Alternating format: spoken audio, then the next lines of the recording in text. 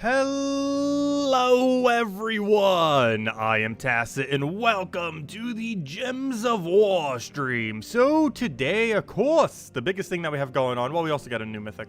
We just covered a video on that. Overall, kind of meh. I forgot to claim the star from it though. I actually forgot to mention that in the video. I mentioned this earlier, but I actually forgot to mention in the video earlier. But we do get 20-star glacial peaks from this troop coming into the game. So there is that for it. This stat ends up giving you, I believe, an extra armor? Yeah, an extra armor, plus 1 extra armor.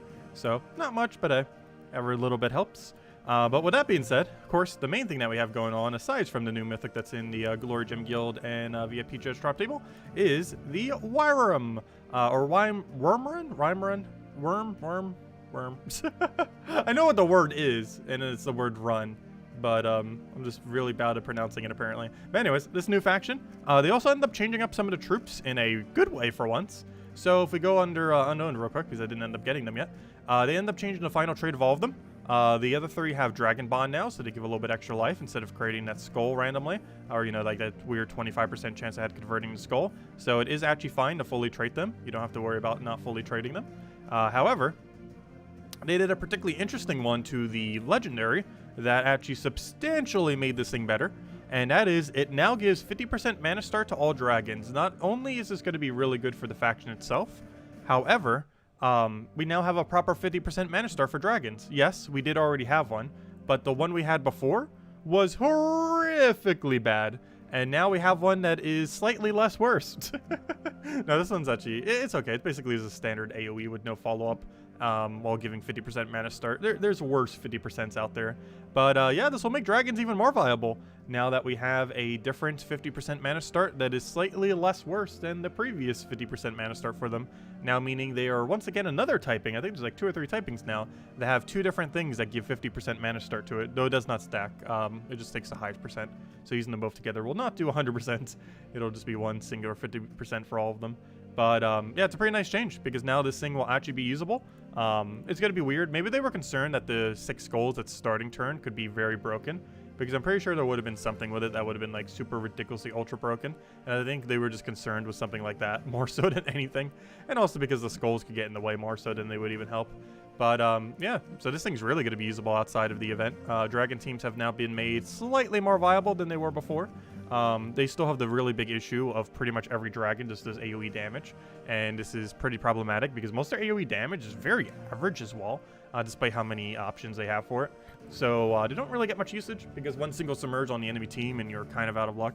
Though I believe Dragon Guard does have Dispel, if nothing else. At least has that going for it for the synergy, but still. But anyways, dragon typings are now slightly better. And yeah, let's go start getting them. Go through the storyline, go and do everything with that. But before we do, hello everyone! Hope all of you have been having a wonderful week so far. It's almost the weekend. Well, some of you might already be the weekend. But hello, Mister. Hello, NASA. Hello, Tyrion. Hello, the amazing Emiliman.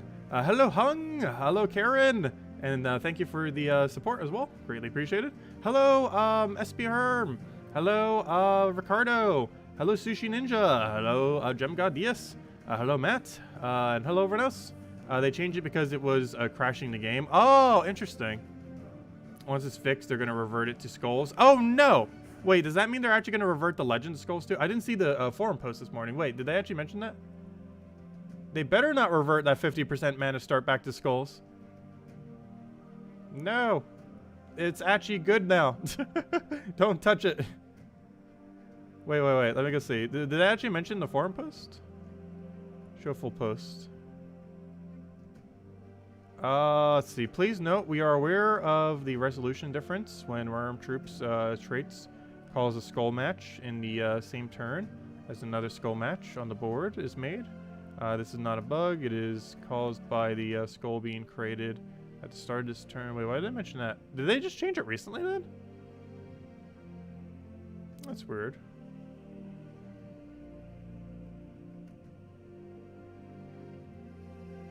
Like, I'm confused by that then. Yeah, someone else was like that too because they already changed it. Let's see.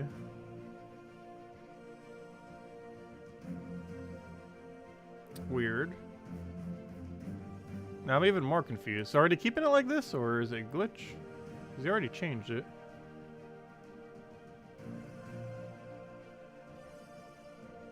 Interesting. I don't see anything on them reverting it back, though. Because he's actually going to be better if he has 50% mana start compared to the other thing. The other three would probably be better with their weird skull thingy, though. But the legend itself, I hope it just keeps the 50% mana start. Because the other one that we have is so horrifically bad for it.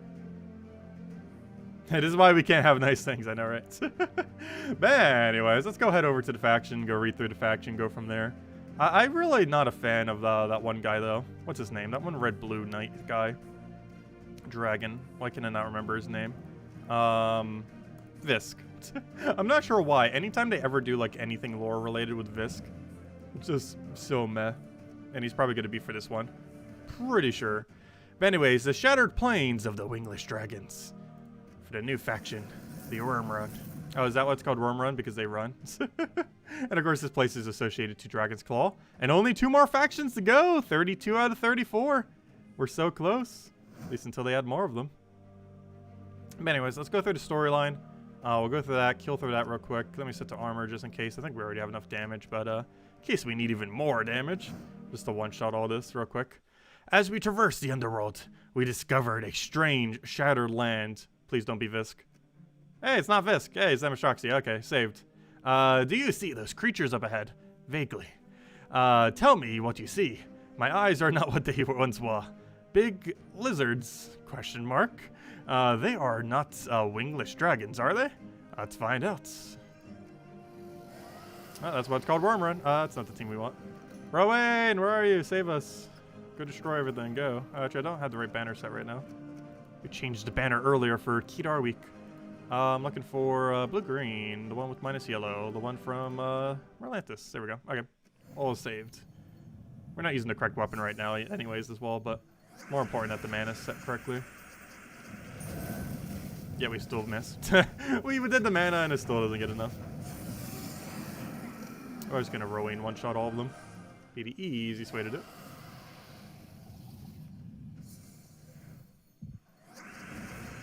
You wouldn't have traded your troops if you had known they were to revert to different traits. Yeah, I'm not sure exactly what their plan is with that then. I didn't see anything on the forum specifically mentioning what they were doing with it. I really hope they would keep this thing as 50% mana start though. But at least in this current moment in time, it is fine to fully trait them because if you're assuming they're not changing it until like next week, at least if nothing else, they'll still allow you to use these benefits for pure faction, which will make it a bit easier than if they were skulls. Wingless dragons. It is as I feared. Oh? We referred to them as the worms? I know what that word is. I've just never been able to say it correctly. They are cursed creatures. Cursed. It is a long story. But first, may I ask a favor? Of course. I would like to try and help them. I will explain as we go. Very well. The worms are bestial creatures, but they were not always thus. Really? There is a chance I may be able to talk with them. Okay. The horned worms are... I keep saying worms instead of worms? I know the word, I just can't say it properly. Who attacked us seem beyond help. I agree. But the glowing worms ahead may be able to communicate. Let's go. We got a drake. Hey, the drake is winged. Doesn't the drake have wings? Pretty sure it does. Somewhere's there. Did the drake already not have wings? Might not have. I know the drake rider one, I'm pretty sure has wings, so I'm sure the actual drake itself would too.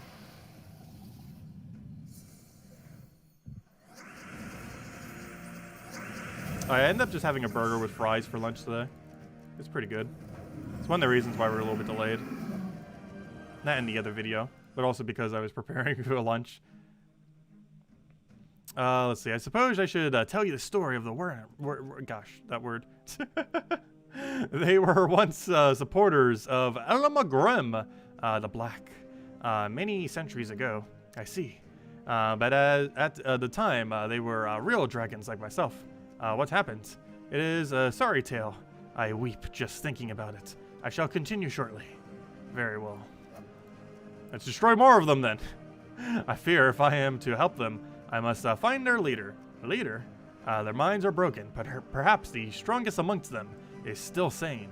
Perhaps. I do not know his name. The legends do not speak it. I see. But the Great Worm may be the key to helping them very well. And we should be fighting him after these two. And then we can actually do the faction.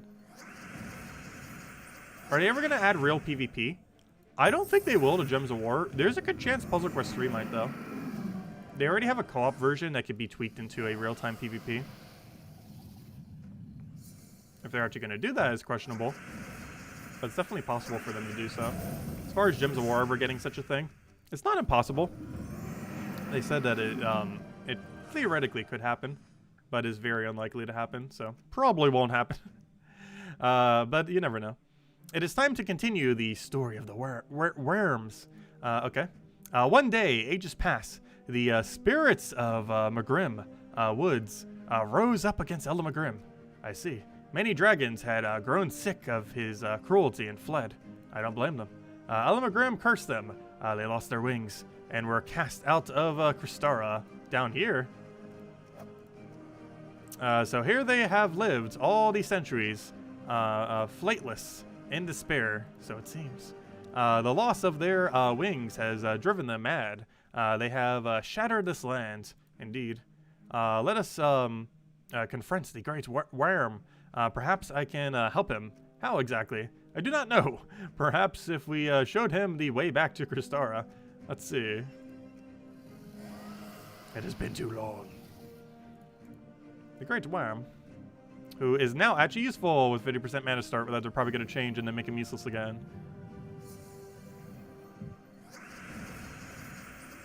Explodey, explodey. Okay, there was a potion there. And he's dead. We'll help him by destroying him. Wonderful. Also, even the Great Worm is a little more than a beast. It's sad. It is a sad thing. They were brave creatures once. Not anymore. No. Now they are just an echo of the dragons they once were. True. I shall weep for them, as I have wept for so many of my kind. As shall I. And that's the storyline there. Yay, we didn't have Visk. But anyways, let's go open over our things. Let's go get them now that we can. And then go fully trait them, since there's no penalty now, at least until they might revert it back. I wish I would just keep it like that, though. It makes them slightly less unique, but making them slightly less unique makes them stronger than what they were going to be. Oddly enough. Not much stronger. Much stronger nonetheless. Particularly the Legend. The Legend's going to be the weirdest one if they revert back. Because the Legend's better now than it will be if it had its other trait. Sacred Treasure. Also, they're trying to sell a Sacred Treasure for like 10 bucks. It is way overpriced. Or was it 20? I think it was 10. I think the blue orbs were 20 or something.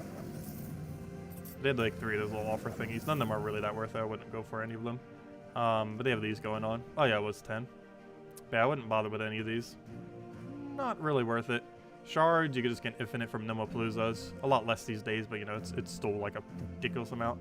As well as just, you know, doing these events.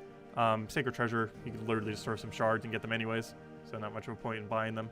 And blue orbs, you can get orbs by better means. Even with money, you can get orbs by better means. You can literally just do the 2 orbs here. And while it is luck-based, relative to spending 10 bucks, the chance that you would end up getting like 1 major blue, pretty high. So, that's still not too good of an offer. It's not a bad one, but at least relative to that. I guess you're getting the gems too, though. So I guess that's what the other value is in it. I guess. It's also 2 orbs of Ascension, I guess. Not just 1. I thought it was like you can only buy it twice. It is that you can only buy it twice, but it's also 2 orbs when you do it. Overall, I'd probably skip on all 3, though.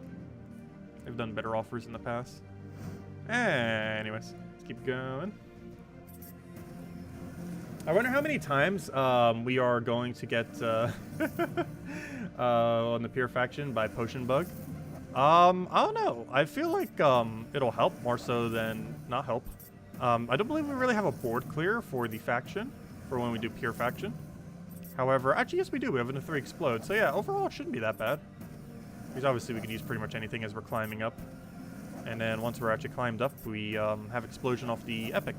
The epic does 3 explosion plus an attack armor gain. Oh yeah, I didn't go over the troops. We did the other night. However, I haven't re-gone over them. We'll go do it as we're upgrading them. Go over them as we upgrade them one by one. Once we have enough copies of them. I think we almost have enough. We'll go to like 96,000. That should be enough. Sure hope so by then that we'd have enough. And then we'll start messing with the faction itself.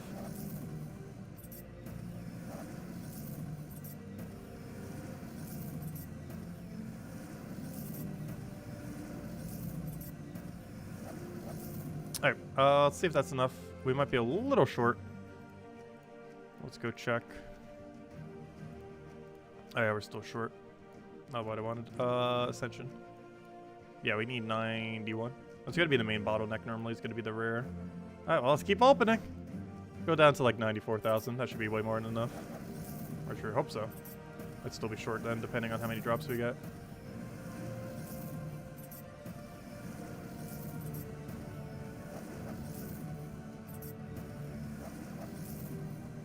Because we're getting a lot of lower rarity ones, which we actually need right now. These are the main ones that are holding us back. We already have way more than enough of a legend. However, I do want to have 3 spears of the legend, though. I think at this point we kind of do. And just for good luck, let's do another one. Alright, let's hope that's enough. Where's all the rares, though? There we go. We got a copy. Not quite enough, though. Okay, let me go double check. Let's go check upgradable. 91 exactly. Perfect. How many do you need again? Okay, I think we did it. We have exact enough off the rare. Wonderful. Good thing we got that 1 copy. Also, gosh, do we have enough of the legends? How do we get so many of the legends? We almost got as much as the legend as we got of the epic. Look at that, 19. Well, I don't need to worry about having 3 spears. Anyways, let's go over them one by one. So, the Horned Worm. It deals damage to the enemy, and if the enemy dies, it creates a bunch of skulls onto the board. Overall, not too useful. You're never going to use this thing. In any circumstance, he's just here to get upgraded. So we shall fully upgrade him. And that is that. And now he shall never be used again. Next, we got ourselves the Nether Worm. It drains a bunch of mana from an enemy and then creates skulls equal to that. It does it to a cap of 12. Overall, not really worth using. Another one that is basically never going to get touched. A lot of these mana drainers that are capped at 12 that have a 14 mana cost. Not sure why they made all of them like this. But they are all basically useless, so don't bother using any of them. And this one is no difference, even though it does do it for skulls specifically. Get him fully maxed, and there we go. Okay. So, next. Yeah, he's useless. Now the actual two that matter. So, the Terror Worm, he ends up gaining a bunch of attack and armor, boosted by skulls. So, attack armor already amazing. A little bit extra, even better. And then gets to explode 3 gems. So overall, amazing. Has a 50% score reduction, even more amazing. And yeah, it's pretty much good to go. So we'll go get this guy fully upgraded. And this will be the main tank that we will be using when we have to do Pure Faction.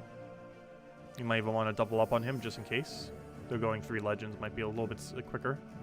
But having double of him would maybe be a lot safer in case one accidentally dies to some kind of weird skull spam or other shenanigan. Also, this isn't epic. We actually could max him out all the way if we truly wanted to. The amount of durability is pretty low though. However, I do have enough spear epics that honestly I feel like we can get away with this, so I'm actually going to do this. Might seem a little bit weird to do it, because I believe we're only going to really be using it for this faction. However, there are things that summon random dragons as well. These do still count as dragons after all, so theoretically upgrading all 3 of them might even be viable. But we have enough epics right now. I haven't been using them lately, so might as well get them upgraded. Let's see why not. And there we go. He's now maxed. Plus, I don't think I have too many things upgraded from Dragon's Claw anyways. Even though I probably should. And that's him. And he'll be our tank for the event. And now he has even more durability. I don't think he's going to need that extra durability, but we gave it to him.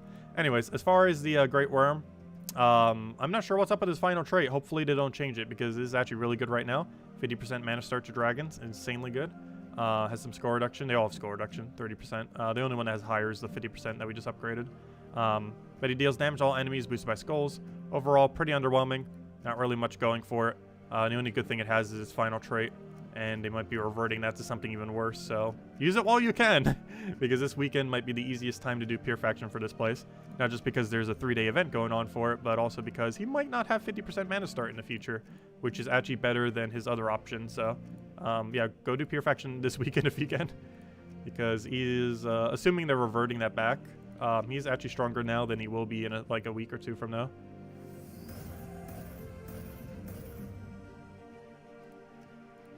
Oh, did I say rare when I meant ultra rare? My bad. But we went in order of rarity order there. From rare to legendary. There we go. Gosh, his damage is so bad with no board control or anything.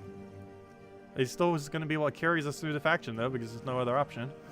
Anyways, now that we just upgraded 4 things from Dragon's Claw, that obviously means we have a high-star Dragon Star now. And guess what? Boom! Another armor. We got 2 armor today. Nice. Can I go even higher? It can. I need to go do the challenges. We're challenge locked once again. I think it was to like 21 or 22. Not too big a deal. We got our armor. But yeah, 2 armor today. 1 off of Glacial Peaks and 1 off of Dragon's Claw. And I'm pretty sure Dragon's Claw could reach like 21 or 22 star. I just haven't done the challenge thingy yet. We'll do that later.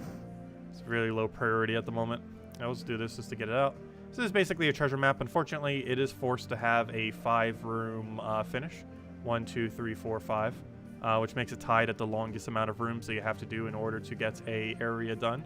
That's a treasure room, though. So it looks like you might have a choice of... Wait, all 3 of those are treasure room. Wait, are these guaranteed? No way. Wait, what? Hold up. Are all 6 of those guaranteed treasure rooms? New plan. Are we keeping this at level 20 forever? Wait. No. Well, wait. Are we? Hold up. Wait. New plan. Possibly. Is that really consistently that? Treasure room. Treasure room. Treasure room. Treasure room. Treasure room. Treasure room. To do the faction or not to do the faction? That is the question. It has 6 treasure rooms. That is the most amount of treasure rooms guaranteed of any faction in the entire game. That's interesting. They aren't always treasure rooms? Are you sure? I've gotten it twice in a row. Has anyone seen them not be treasure room? I have 2 of them that have 6 treasure rooms. Because these are both 2 different ones. Should we pull it? It's actually kind of tempting. They aren't? They aren't as in you have gotten one that wasn't a treasure room? If that's the case, then we probably won't end up saving it at 20. Well, I could always do both of them once at 20. Let's just go cycle through both once and see. You could always do level 50 for farming. True. Yeah, we're probably just going to go through it normally. But that does seem like 6 treasure room. I don't know. Unless we're just getting really lucky. Or it just has an absurdly high chance of having them be treasure room if it's not guaranteed. It's not 6 guaranteed treasure rooms? Oh, okay. Okay, in that case, we're just going to do it then. If it was 6 guaranteed, we probably wouldn't do it. But if it's not 6 guaranteed, even though we got lucky with 2 of them both having 6. But if it's not 100% guaranteed, then yeah, it's not worth it then. Because City of Thieves has the benefit of having 2 tier 5s. So even though it has less guaranteed treasure rooms, it still has a lot more extra multiplier that affects the treasure rooms. Which also ends up working out. The forum says they are all treasure rooms? Interesting. Oh no, that's kind of tempting to keep it at level 20. Let's see, what's our restriction again? Red, yellow? Yeah, you could actually still kill Guard's Avatar at level 50 version of it.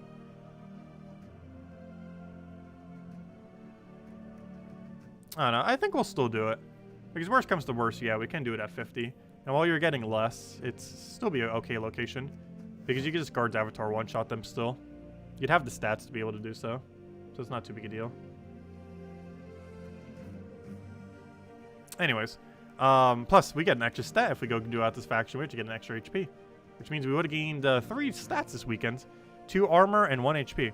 Anyways, before we do that, we got to go upgrade the Horde. So let's go do that with our millions of gold. Quite literally. Not even exaggeration, our literal millions of gold. We're not going to be using that much, though, obviously, to upgrade this thing. Running a little low on treasure, though. We didn't get that many sacred treasure from all those. Oh, I also didn't buy my tiers yet, though. But yeah, let me go buy my tiers. Because we're just going to do the entirety of the faction. Oh, also, we got an Ouroboros ring thing. But for whatever reason, it's called a Dragon Talon. Even though it's literally a ring. But it deals damage to the first 2 enemies, boosted by skulls at a 2-to-1. Overall, pretty useless, unless it has some really good perks on it. Anyways, let's go, we'll do the event. So, let's start spending our gems. 30, 90, 210, 410, 710. Oh, Sacred Treasure, nice. That's what we want to see. 1,110. And we click this 5 times. 1. Actually, a little bit more than 5. 2. 3. 4. 5. Gonna overkill it a little bit. 6. And 7. Which is... Oh, no, the Sacred Treasure. Ah, that was kind of worth it there. So yeah, that comes out to 2,510 gems spent, which is about the average we normally go for. A little bit extra stats. Overkills it a little bit, but allows things to go a little bit smoother and slightly quicker. And we got a Sacred Treasure out of it, so all works out. Anyways, let's switch back to over to Chalices then. Start doing Chalice, then we'll do Crowns, and obviously, you know, keep working up the rarities. You want to use the smaller ones first while it's cheaper. And also because you generally won't have enough bigger treasure to do it just with bigger treasure. Unless you have a lot of big treasure. Which anyone who got to farm Nomopalooza a lot might have. They've drastically reduced the amount of shards that you get from the more recent ones. However, that very first one, you could get like infinite shards from it. It was pretty insane. Yeah, I somehow just got lucky twice. I somehow have 6 treasure rooms twice. In 2 different factions. Which is pretty amazing. So we just got absurdly lucky, apparently. That apparently is not normal. I'm not sure how we got that lucky, but we did indeed get that lucky.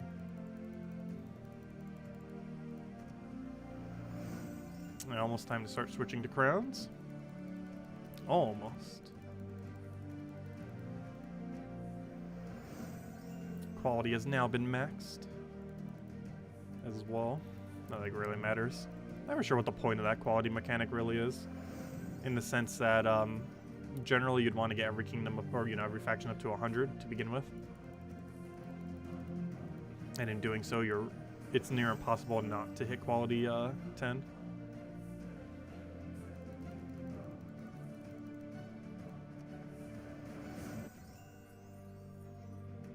Yeah, it's up to 6 treasure rooms, but not guaranteed. We just got super lucky and got 6 treasure rooms twice.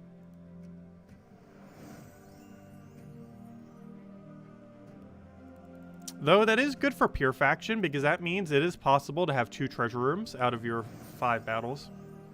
And the main benefit of treasure rooms in a pure faction sense is every treasure room in the game gives you a buff. Some of them aren't necessarily, you know, something offensively that's a buff. But they give you a buff in one way or another, which means they're not giving, not only are they not giving the enemy a buff, but they're also giving you some kind of benefit. And even if their benefit's useless, it's still useful in the sense that you're not giving the enemy more stats. So even though it's 5 rooms battle, it's theoretically, if you can get double treasure room leading up to it, you really only have to do 3 battles. The first battle, the middle battle, and the final battle. The only one that can be slightly annoying is Cedric. That's a treasure room that can disorient your team. So if you don't kill it quick enough, that could be very bad, because your team might be out of order. But aside from that, most treasure rooms are just going to be pure help. So I might have switched to the bigger resources slightly too early. We'll find out. Genie Lamp should carry it in. If nothing else, Sacred Treasure makes it go like crazy up for how much XP they give. Right, we're going to do one more set of 5 crowns. I think we will be fine at this point, because we could throw 5 Genie Lamp, then probably another 5 Genie Lamp, then some kind of combination of Sacred Treasure plus Genie Lamp. Because we're aiming for, I believe, 155, 156 or so. So we'll do 5. See how far 5 Sacred Treasure gets us here. And then we can start actually doing the faction. Okay, so we definitely want to go another 5 of these.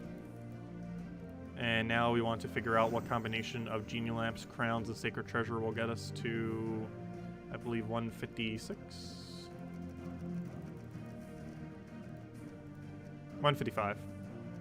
is what we need to hit.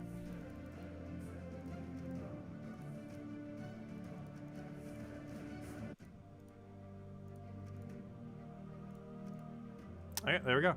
Well, let's do it that way. We'll hit 156, I guess. Because there's no way we could do it with any combination of these two. So I guess we're going to overshoot it by 1. That seems fine. Let's just do it. Alright, there we go. Alright, that wasn't too bad. Spent about, like, what, 2.5 million gold. Not too much damage. And there we go. What stat did we end up getting? We got 1 extra HP. Not like it matters much. But, who knows? Maybe we'll survive with 1 HP and win the battles. Anyways, we got 1 billion mails because of how it sends out those things and doesn't collapse them in a single mail for whatever reason. They did that with so many other things in the game, but for whatever reason, they still haven't done it for Dells. Oh yeah, we have an Imperial today, by the way. I saw that earlier. But, I believe it's green into Imperial. Yeah, 6 greens into 1 Imperial. Of course, the 1 Imperial being the more noteworthy thing. Actually, how many Imperials do I even have these days? Didn't we burn down to 0? Because I was going and getting every kingdom up to level 15 several streams ago. By several streams ago, I mean a couple weeks ago at this point. Maybe even a month at this point. But I only have 5 Imperials. How many Writs? So I have 6 Imperials right now. How many do you need to go from 15 to 16 again? Because we have every single thing to 15 now. If we were to get something to 16, it would end up costing you 3. So I can actually get 2 kingdoms to 16 right now if I wanted to. We're going to wait a little while because we don't necessarily know which ones are going to shoot up to 25 star. Because I believe you need it for 24 star, right? Yes. Upgrade upgrade your kingdom to level 16 is required for 24 star. So anything that's getting close to 24 star, you would have to get to level 16. So Grimwoods we did. Golvania we did, plus it's a farming location anyways. It's not at 24 yet, but obviously at 23 it's going to be any moment now. Wild Plains might be a good location to do then. Like any of them that are like 22 or higher is probably a good location. Like Drifting Sands. The Honest Empire we already did. Because it's that 25 star. Mrs. Scales. So I'm probably just going to wait until they specifically hit 24 before we bother doing it. Because there's so many of them that are so close that we don't necessarily know which one's going to hit. We got to be careful. Also, Bright Forest is getting like 1 billion troops this season, though it's not going to be enough to really reach too high. Or reach like 20-something star. Or, you know, low 20s. It's not going to hit 25 yet. Because it's only at 15 at the moment. Anyways, let's go change up our... Actually, you know what? I actually do want to keep armor. What am I saying? Armor is actually correct. Because we're about to use this team. Pure Faction. Not the one I want. Let's go overwrite this. So this is the new Mythic. Honestly, I absolutely hate him. Which we kind of already knew before we even started with it. But anyways, let me go and mess with this. So it is a yellow-red restriction, which means we need guard. We need... Oh gosh, what's his name? Sirquine Hadley. We need Harpy Mage. And because we have Enchant, we can put Harpy Mage behind it. What is the level 500 Delve Pure Faction? We're going to be running 1 or 2 of the Epic with 2 or 3 of the Legends. I think we have enough durability that I'm just going to go with 1 Epic and 3 Legends. Only problem with that is Cedric. In which case we might want to have double just to deal with Cedric. Well, we'll see how common he is in treasure rooms or not. Okay, I'm looking for one other option. Probably Hero. Hero with mana accumulation. I might just go Reflection or something. I think we'll go Reflection. Because we're doing this for the earlier battles, so I could literally just reflect into Archmages or something. Because we're going to be at a point where they're not going to be killing us. And then we do our banner all into yellow-brown or brown-red or something along those lines. Ideally, I want a +2 brown into red that minuses something that isn't bad. The problem is they all minus something that's bad. Is there really no way to do those 2 colors? What about yellow-red? Just ignore brown. There we go. Let's go plus... I guess that's fine. We could do the inverse as well. +2 red with 1 green. Oh, either or doesn't really matter because we're going to be cascading browns. I still want to minus my other color. Oh, no, minusing purple wouldn't really hurt. You know what? We're going to go, where's that one banner? That one. Or sorry, not that one. That one. Because we already have +3 purple, so minusing 1 purple from it's not really going to do much. And then we change our class to Archmages. Didn't I already do that? Apparently not.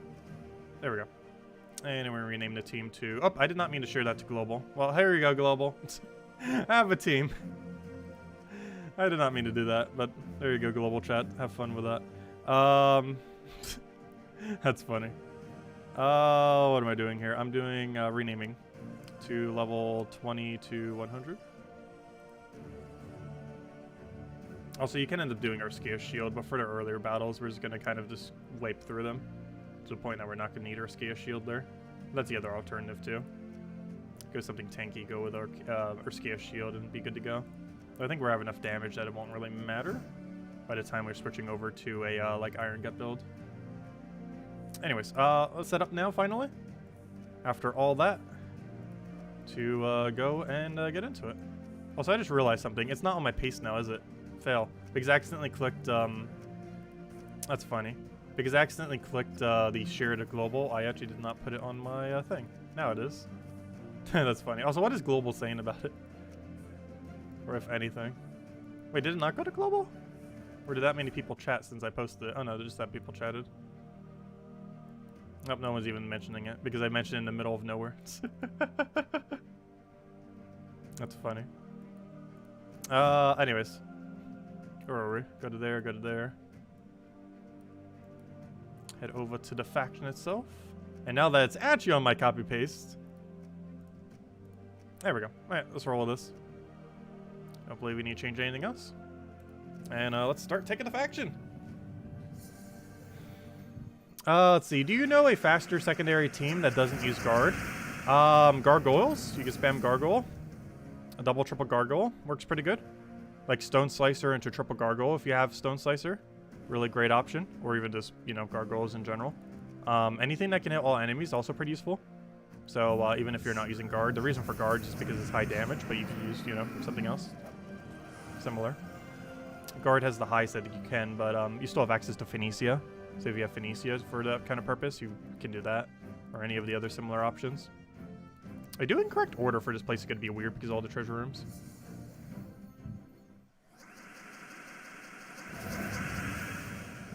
You use double Tesla. Oh yeah, you do have access to double Tesla. I almost forgot about that. I probably should mention that for one of the teams. You have access to Holy Saint Astra too, don't you? It's red-yellow.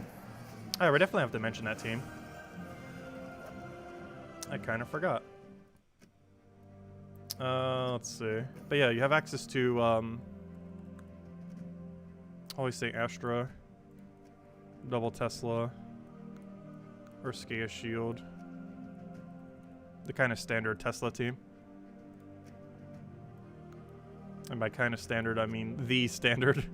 There's a couple different ways we can run it with Hero Class. The safest is obviously to run like Titan or something similar. The most offensive is to do something that gives Tesla more mana. Which is pretty useful. But given that this is supposed to scale the entire way, I guess we'll mention it with Titan. And then change the banner to +2 blue, +1 red.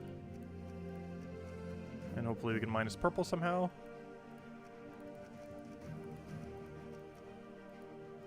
I need a +2 red or +2 blue banner that does, really? No +2 blues? And no red blues either? Weird. That's unfortunate. Okay, I'm gonna have to do something else then. I never realized that. To do it, we have to minus either brown or minus green. Though minusing green is pretty irrelevant, so let's minus green. There we go, there's the team. Yes, we could do it with War Priest, so it has half mana start. Does War Priest even have anything useful, though? The reason we're using Titan is for barrier. I don't think War Priest really has anything to do that with. Yeah, it doesn't really have much to do. That makes it helpful. Like, it has nothing to survive with. Actually, that's not true. It does have some score reduction, but it doesn't have barrier. And barrier is effectively going to be more reduction than that. I will stick with that. There's a lot of hero classes you could get away with on this team. Frost Mage would work. If you're not going Urski, a Shield Route or Archmages would work. Any of the insta-kill 7% ones would work. Anything like the shield ones like Titan, Sentinel, stuff like that would work. Or it just depends what you want to use there. Oh, wait. Well, we already have half mana start, so counting as human doesn't necessarily matter.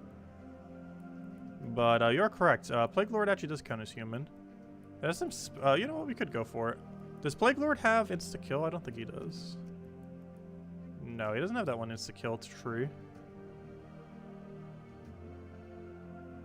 Getting extra brown for himself is fine. Half mana start is actually not even required in this particular situation. He has a redundant double half mana start because none of these other two do anything useful. Spell reduction. Yeah, you can go down this route. I don't think he gains extra for brown, so neither does Titan. Yeah, he does it for green weapons. Titan does it for blue weapons. Sentinel does it for brown, but he doesn't have half mana start. Unless you use a different weird troop. I don't know, it really just depends how you want to go about it. But yeah, any of them would work or along those lines. I guess we'll just do Plague Lord, just for the human synergy, I guess. Doesn't give you that many more stats, but it's more than it would otherwise. Like, the amount of extra stats we're getting is pretty minuscule. Like, this is what we're getting for using 3 humans. 3 attack, 3 HP, 3 armor. Like, that's more than 0. But it's not doing too much. But if nothing else, 3 armor across all of them, that's 12 armor, that's 3 damage for Tesla. So if you put it that way, each Tesla down does 3 more damage. Which is still pretty small, but you know, every little bit helps it. Yeah, we'll do it that way, I guess. Anyways, we're not using that team though. But it is a good team to use. And this goes all the way. And then the other team I'll mention is the higher one that uses Iron Gut Zugoff. And then of course the Pure Faction. I'm sure I might as well put the Pure Faction as well. Pure Faction of course is going to be what's the easiest way to get to them? I guess just going under the kingdom. Wyrmrun all the way at the bottom. So we're gonna go that, and then this, and then another one, and then another one. And that is our team. You could go double up on Terror Worm if you want. However, it's going to be quicker with the Great Worm being spammed. And for this, we change our banner to red-yellow. Ideally, +2 red, +1 yellow. Yeah, that would work. Without minusing something we need would be great. Good. Minus green. You could also minus blue, but that's the pay-to-win banner. Also one of the weaker ones as well, so you might as well just do Tinker banner. Yeah, that's fine. And hero class doesn't matter, obviously. Alright, and now the only team we don't have is the high level one, which I'll personally be running Iron Gut Zugoff build, most likely. So Iron Gut, Zugoff, Harpy Mage,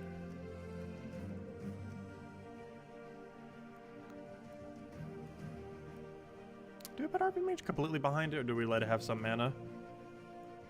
We'll let it have some mana. And then Hero doing something. Actually, we could just put the other thing in first. What's going to be our mana accumulation then, if we were going to do High King Iron Gut in first? Because we're going to need another mana accumulator. Hero can use anything, otherwise it's red or yellow. I'm trying to think of another one. It's better if we run Hero in first slot, just play it safe. No Marilith? We could run Marilith. We can run Egg Thief too. I might go Marilith, we'll see. How much magic does it have? Plus 12, 50, yeah, that'd be enough. Oh yeah, duh, plus it's going to be in faction, so it's basically going to board clear. Yeah, we'll do it that way then. Worst comes to worst, Harpy Mage has resummon on it. A very bad resummon, but it has resummon. 25% chance to summon a Blade Wing when an enemy dies, which means per battle you'll probably get 1 resummon. So worst comes to worst, you'll win with Blade Wing cheese. And just keep casting Blade Wing until you get lucky. So ideally, High King Iron Gut will not die. But you can just run it like that. And obviously we want +2 red for this banner. Generally whenever you run Marilith, you want to have +2 red for her. And we'll put the other one likely into brown. It does require -6 purple, but I think it's worth it. +2 red, +1 brown, -1 purple. But then again, Kaki that's the only thing that uses brown. Double red might even be worth it. Red yellow could also be worth it. What's a minus on red yellow? Minus in green. I wouldn't necessarily want to do that because we want to keep it divisible by 3. I'm just going to do a double red, I think, in this particular instance, with nothing else. And rename this to level 100 plus, or I guess to 500, doesn't really matter. Either or.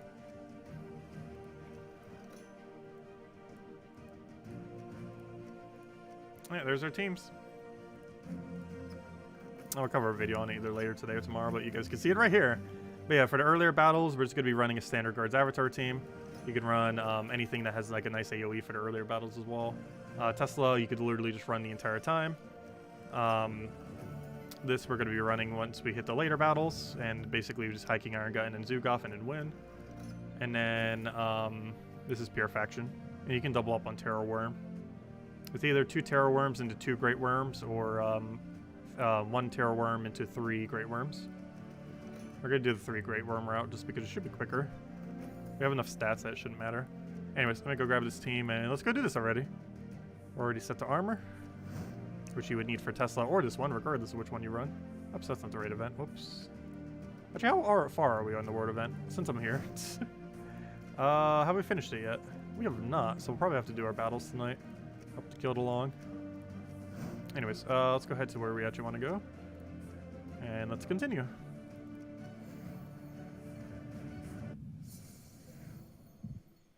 Is it worth it to get a greedy room before any of the... Generally, I want to take Cedric as early as possible. It's one of the few treasure rooms that's actually worth taking early.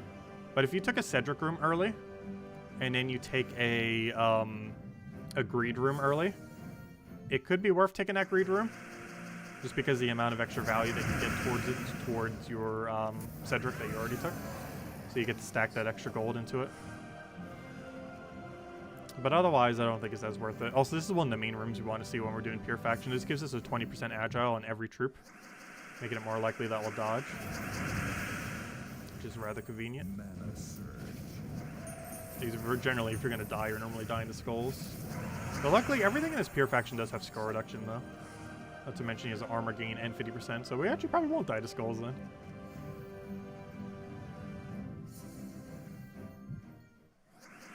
No worries on pure faction. Pretty sure the rest of the guild will hopefully pick up the slack soon. Did the stream drop? Yeah, I noticed the YouTube saying that it's been doing some weird things. I'm not sure why. We've been having a couple days lately that's been kind of doing that for no reason. Like in the last week, I think we've had 3 days that it happened. And then the other days it worked perfectly. So I'm not sure what's up with the connection. It's probably just something locally with it. Because it magically decides to do it occasionally, and then it just magically stops. Or, you know, magically stops and goes back to normal.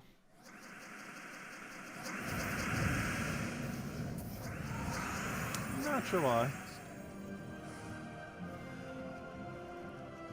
We had 3 days this week. We've had like a small like mini disconnect, where the stream itself didn't go down, but it like went out for like a few seconds.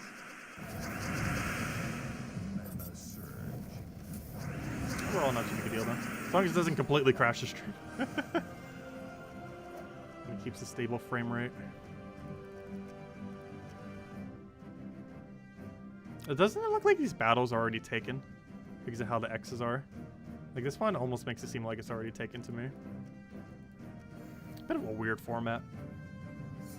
Using a lot of options. Kind of reminds me of Stone Song Aerie, except longer. It's like a more elongated Stone Song Aerie. Which is kind of funny because the restriction's almost the same too. Instead of yellow-brown, it's yellow-red restriction. Which is relatively similar. Main difference is we can use Zugoff here.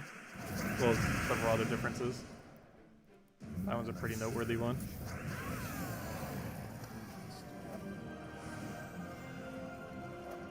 Also Marilith, which is probably why it didn't come to mind initially. But we do have access to Mirrorlift, which is something we wouldn't have had access to in Stonesong area. Due to red. I mean, not red. I mean, due to, yeah, due to red. Because the other one doesn't have access to red.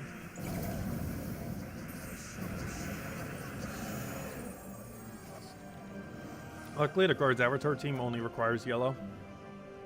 To do the Tesla team, you need access to either red or blue, as well as yellow or green.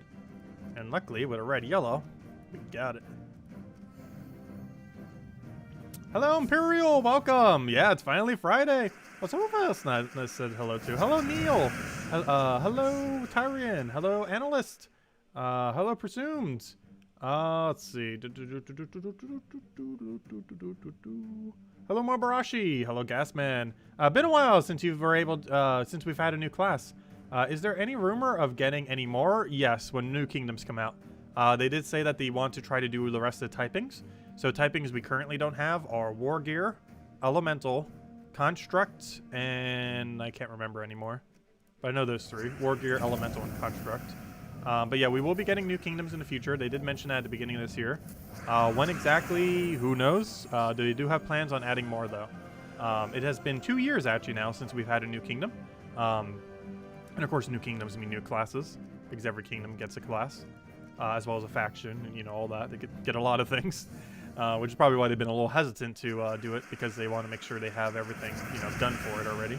Because any new kingdom means a new class, a new faction, so many things that they have to end up doing for it these days. So it's a lot more work than when they used to add a new kingdom, where all they had to worry about was the kingdom itself. But now they have to do like 2 kingdoms worth of work to actually make a new kingdom.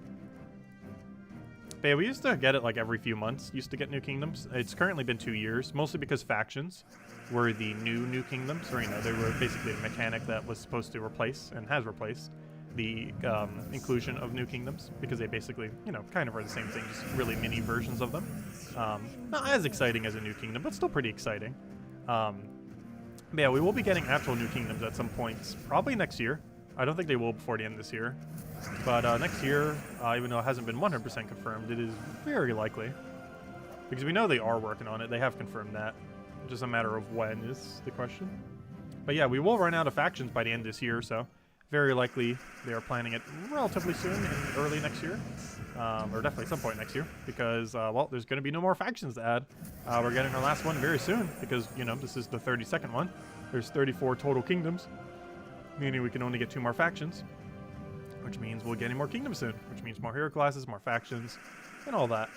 But yeah, I really want to see an elemental hero class. Elemental hero class is going to be so ridiculously strong. Depending on how they do it, it's going to be the strongest hero class in the entire game. By default, it's already going to be top 5. Like, just the fact it's elemental already makes it top 5.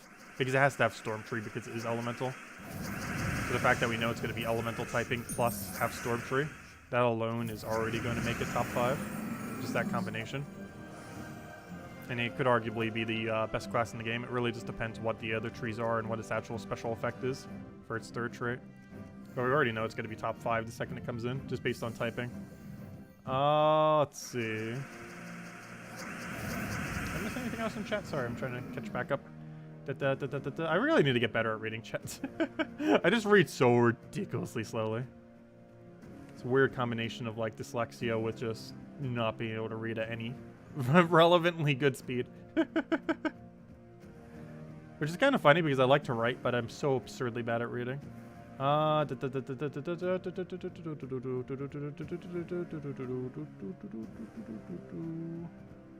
Given there are no elementals in this team, Archmage last trait should be Chaos Wave instead of Lord of Storm. Yeah, true. Are we using Archmages right now? I guess we are. I'm mostly just using it for its mana right now. I have mana start into getting the mirror up. Normally if I'm using Archmages, it's for one purpose and one purpose only. And that is to feed purple into a really big purple weapon. Or into a team that really needs a lot of purple, but normally it's a purple weapon. That is generally why we're using Archmages in most situations. Because it allows you to get weapons up at a ridiculously quick pace. It is the only hero class in the entire game that has half mana start naturally while also having... Please give me my turn. But it's the only hero class that has a half mana start naturally while also having a +3 into a color. Because a half mana starts with +3 into purple. And that alone is all you really have to have set. Everything else can pretty much be whatever. Because that's the main reason you're normally using it, is for that combination. The amount of value that it gives is really high. Oh, don't you revive. This could be annoying.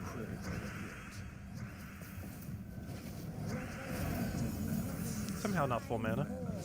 Yeah, it is though.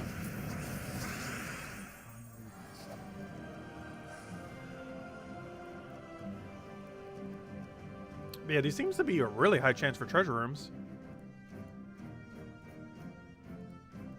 So far, I've never not seen it be 6 treasure rooms.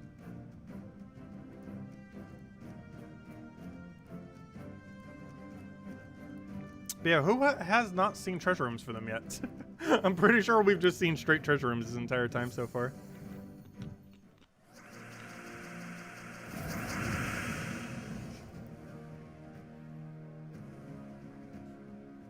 Oh, did I miss Isabel's comment? Sorry. Oh, hello, Isabel. Wait, did I not say hello, Isabel? My bad. I thought I did earlier when I was saying all the hellos. I could have sworn I did, but hello, Isabel, if I did say hello. Welcome, welcome.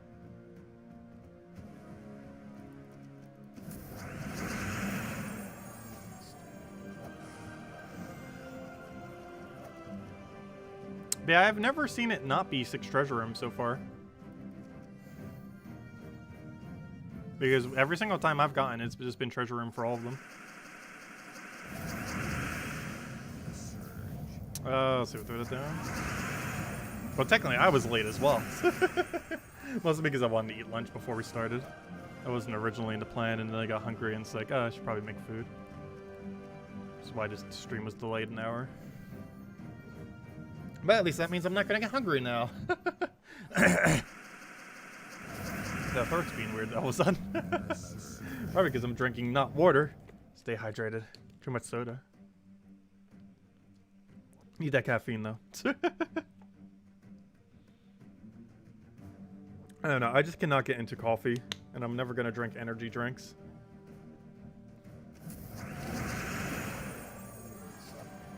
So I need to pick up more sparkling water. The caffeinated ones are actually pretty good for that. You don't have to worry about chugging down 1 billion sugar. Just gotta make sure you get the ones that don't have those fake sugar things in it. Oh, let's see, we'll take that over. Get our other thing.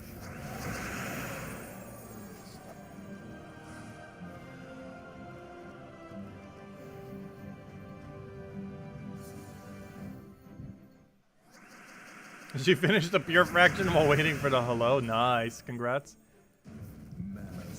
What did you use for it? Or did you mention it earlier?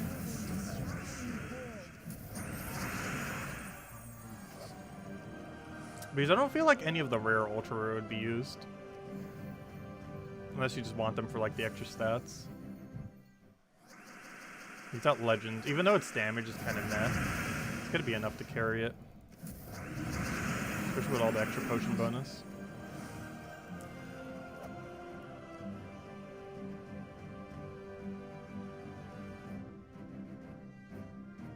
You're 290 and you only have 2 of them? Interesting.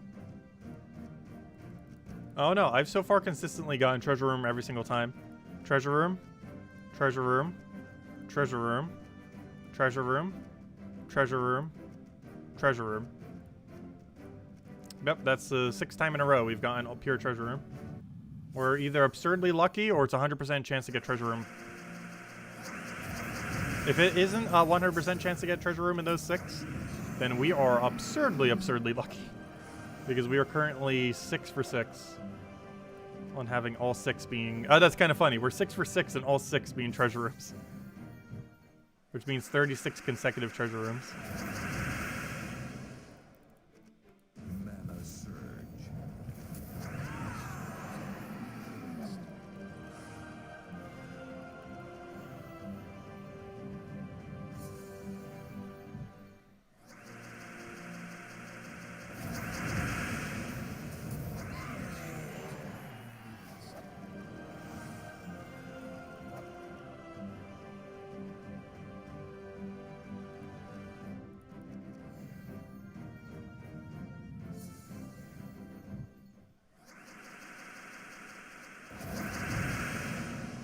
Let's see. Just do the Bill move and give the stream a dislike until I say hello. I always say hi to Bill, though. He wasn't first this time, though. He was second. I think Mr. was first. Though Bill's always first. Even when not first. He has a permanent first.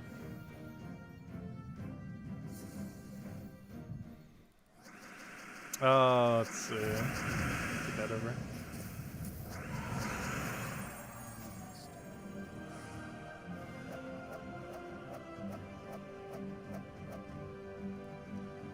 What do we need here? We'll take the other one.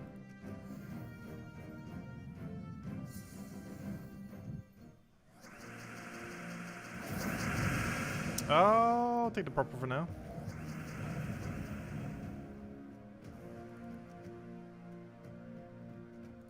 Get our other explosion. Now you're confused. And Bill's final trait always first, pretty much.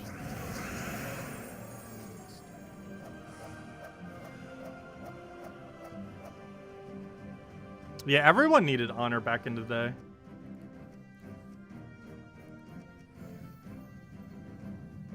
And I feel like it's hard to get honor now too, just because if you still end up needing it. Because not as many people just hand it out like they used to. You kind of just have to ask for it.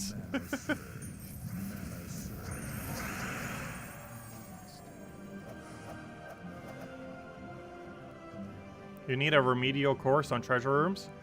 Anything that has over 800 gold is a treasure room. The only treasure room that isn't over 800 gold is the 30 glory room. So if it's over 800 gold, it's a treasure room. Bill's first Pokemon move, quick attack. Pretty much. Also, hello Bushka, welcome. What are treasure rooms? Any room with over 800 gold is a treasure room.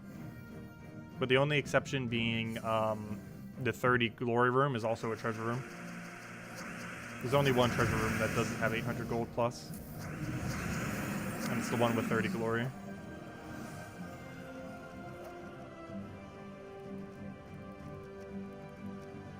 Let's see. Treasure room, treasure room, treasure room, treasure room, treasure room. Yeah, it's definitely guaranteed. Not sure everyone who said that it wasn't. But it is 100% guaranteed. Unless we are just absurdly, absurdly, absurdly lucky. Because that's, what, 7 in a row? With 6 treasure room?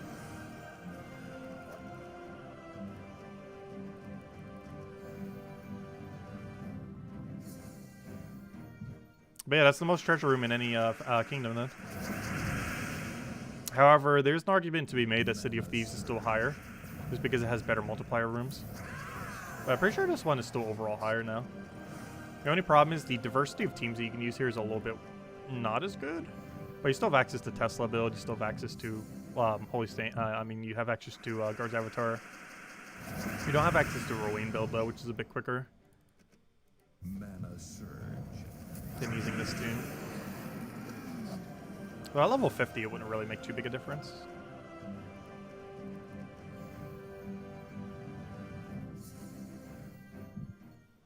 No worries. We're gonna do the faction regardless anyways. Not just because of the extra stat, but we're also getting pretty close to maxing it all the way. And it did say age is back, that they might do something special for it once it is fully maxed. Which hopefully they'll still do. And regardless, even if they don't, it's a little bit extra stats. So we're getting a permanent extra HP tomorrow night due to having 80,000 renown. Which isn't much, but they add up. Like just this weekend alone, we got 2 armor and an HP. If you got every possible new stat that came out this weekend. Because we got +1 for the new Mythic that came out today. We got +1 for the 4 new troops that came out today. And we got +1 for if you can hit 80,000 renown. Which is really hard to do because that requires literally having every faction max. But it is technically possible. And we'll have it once we get pure faction here. We'll be doing that tomorrow night though. We'll be doing most of the initial grinds this stream. Then continue it tonight. And then tomorrow night, we'll do the pure faction. Pretty much how we normally divide up factions. And sometime between then, we'll have the video going up on all the teams, which we've kind of already showed on stream today, but it's a nice, concise thing. We copy-paste them all. After we've messed around with them. All of these are teams we kind of already know work. The only thing we haven't messed around with yet is pure faction, but should be pretty straightforward. Hello, Sir Fracture. Welcome, welcome. I used to watch you every single day, but you stopped playing like a year and a half ago. You have lots of catching up to do. Yeah, luckily, most of the systems in the game do allow you to catch up at a somewhat reasonable time. Mostly the key system. Main way that you catch up these days, I think Nomapalooza, or not Nomapalooza, but Gnome events existed back when you were still playing. But they got extremely buffed recently. So the next one's on September 24th to 26th. We're going to have a Vault event, and I'm pretty sure you know what a Vault event is.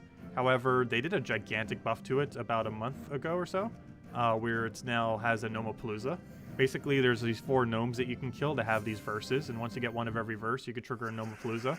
And when you trigger a Nomapalooza, you get a ridiculous amount of vault keys, and then those vault keys convert to additional resources. They also buffed vault keys within that time. Vault keys, if you do them on the hardest difficulty, have just a flat 20% additional loot gain. So you can get a lot of loot from it, as well as orbs and other stuff. One of the other pretty big things that they did since then is there's now seasons. We're currently in Season 5. You don't have to worry about it too much compared to other games, because everything that's within the season passes you can get at a later point. The only thing that hasn't rotated back yet are the pets, but they're just cosmetic, so it's not too big a deal not having the pets. But everything else you can get. So any of the mythics are in the season passes, any of the troops, any of the weapons. You don't have to worry about not having them or having missed pass ones, because you can end up getting them in the future. Like pretty much everything from all the passes are already obtainable, with the one exception being the weapon from last season. I don't think is rotated around yet. As well as the Mythic, I don't believe is rotated around yet. Even though theoretically is in drop table right now, the chance of getting it is just so low unless you're getting in Soul Forge or from event keys when it rotates around. But yeah, pretty much everything from every past season is already re-available. And of course, during the duration of a season, you can't get the season stuff unless you spend monies. But then you can get it later for free to play, or if you missed any past seasons. What's the Underworld stuff? Oh, you might have been playing for not longer than a year and a half then. Because I think Underworld came out 2 years ago. Actually, it came out exactly 2 years ago. Like 2 years ago in a couple weeks. But yeah, it was added about 2 years ago. It's associated with Mirage, so I think you have to have more kingdoms into Mirage. You kind of change what you need to have unlocked. But basically, do all the kingdoms, quest lines if you haven't already. Particularly Mirage, because it's one of the main ones that unlocks it. I forget, there's like 3 of them that you have to do to unlock Underworld. It used to just be Mirage. But anyways, just do all the quest lines if you haven't already. And once you do, at some point around there, you end up unlocking the Underworld. And the Underworld, basically, it's kind of like an endgame area. Earlier on in the game, you don't have to worry about it much. But if you're already, if your account's already progressed later into the game, then you might be to the point where you'd be doing it. Basically, you get 3 battles every single day that you could put towards delving deeper in them. And then there's also delve events that occur. Delve events occur whenever a new faction comes out, such as today, where we just got a new one for the Wyrmrun. As well as every Tuesday, there's one that it comes out associated to whatever the Kingdom Week is. So, for example, this week is Kedar, so we end up getting Fangowolf on the last Tuesday, because that's the one associated to the Kedar Kingdom. Because every single faction is associated to Kingdom, and every Kingdom has one except for 2. I forget which 2 that are. It's Broken Spire and one other one. I forget what the other one was. But, yeah, basically you just go to the Underworld. You get a bunch of stuff that you can use to upgrade weapons. You'll eventually have more than you'll ever know what to do with them. You get a bunch of shards. Those shards are used to open up portals in the Underworld, which are basically like event keys, but specifically to Underworld drops. It's pretty convenient because it has 4 specific drops that it'll always drop from, and you don't have to wait for like any kind of event or anything, which makes Underworld legends some of the easiest legends in the entire game to obtain because they are always targetable with Chaos Shards, which is pretty nice. And some of them are really good, like Truffle from Amethyrax, as well as Mirage Queen from Sunken Fleet, and a few others like that that are just insanely good that you can pretty much get whenever. It's kind of convenient. But the Underworld's kind of just like, you just keep going up in higher difficulties and keep getting more additional stats, you get ingots, you get a bunch of other rewards.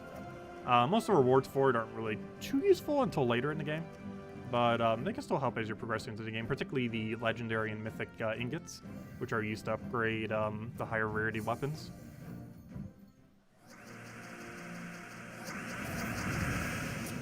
Let's see, what would it do? As well as the shards, which are used to get all the Underworld troops if you don't already have the full sets of all of them. Which if you just started back up, you definitely wouldn't yet. Yeah, Beatrix is arguably the best as well. Beatrix is kind of like Truffle. Beatrix is from the Deep Hive. Truffle is from Amethyst.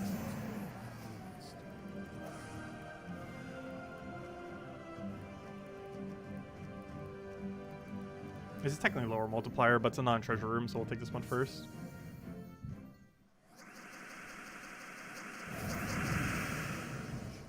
Oh, we'll take the yellow for now. Hello, Justin. Welcome. You've been watching your videos for months, but never caught you live. Well, glad you could join us. Thanks for stopping by. Never would have been able to get 40k renown achievement without your content. Oh, thanks. Glad I could help. If you have any other questions, feel free to ask. Since you're here live for once and are capable of doing so. Although you could always say it in the comment section. Though I do feel like I miss some of it sometimes in the comment section. Mostly because if it happens on like a later or, you know, like a past video, it sometimes gets buried. Because YouTube gives so many notifications. Luckily in stream, I generally don't miss it.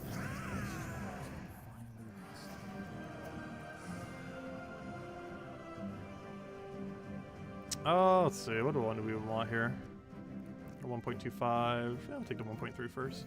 Ideally, you just want to take straight multiplier order, unless you just want to get better loot. In which case, you have to factor in the fact that there's treasure rooms. And there's just so many treasure rooms that I guess you can kind of almost ignore that and just go multiplier order just completely. Because basically every room is a treasure room. Because the first battle you have to take first regardless. The last battle you have to take last regardless. Which means the only factor is a one non-treasure room right in the middle. Which you're generally going to rush straight for just because it's likely going to be a high multiplier. It is possible that it's a lower one, but tier 5s can go up all the way to 1.5 times multiplier. So basically, the way that you'd likely want to do this faction is check the first 3, see if any of them are Cedric. If Cedric, take Cedric. If not, take highest multiplier. Then go take the middle room, and then take them based on multiplier. Unless any of them are Cedric, in which case take Cedric. Though taking Cedric early is only really useful if you have a gold gainer.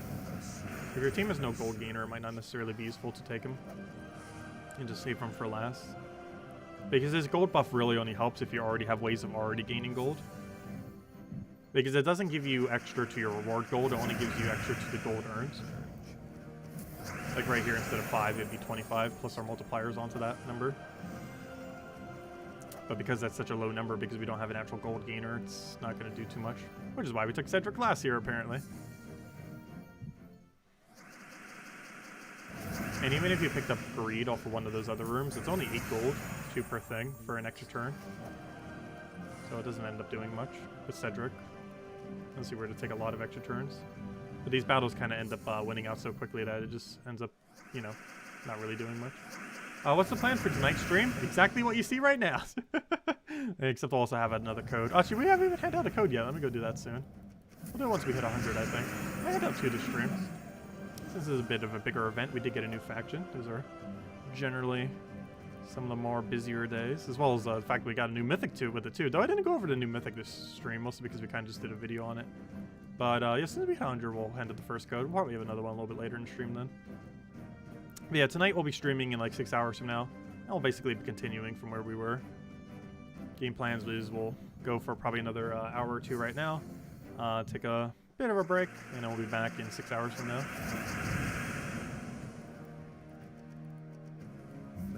And ideally by that point we'll have up to 500. And then we do Pure Faction tomorrow night. That's generally how we break it down normally. And sometime between Pure Faction tomorrow and then we'll have the video up on all the teams so you can just copy paste any of them. See if I can get it done today, but not sure if I'll be able to get it done between the 2 streams. But if we do, it shall be up.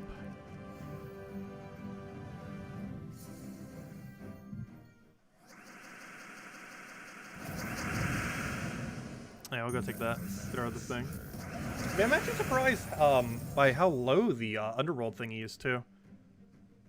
I understand a lot of people kind of do avoid the Underworld. It is something that you don't get to generally until later in the game. But if I go check it real quick. It is actually the 3rd least obtained achievement. At least on PC anyways, on Steam. With the 2nd least obtained being get the power level of 15 to 5 kingdoms. Which, yeah, that's pretty difficult as well. And the other one is pretty understandable that this is the least obtained one. Use metals to upgrade 100 troops to gold elite level. This takes a very high amount of explore grinding.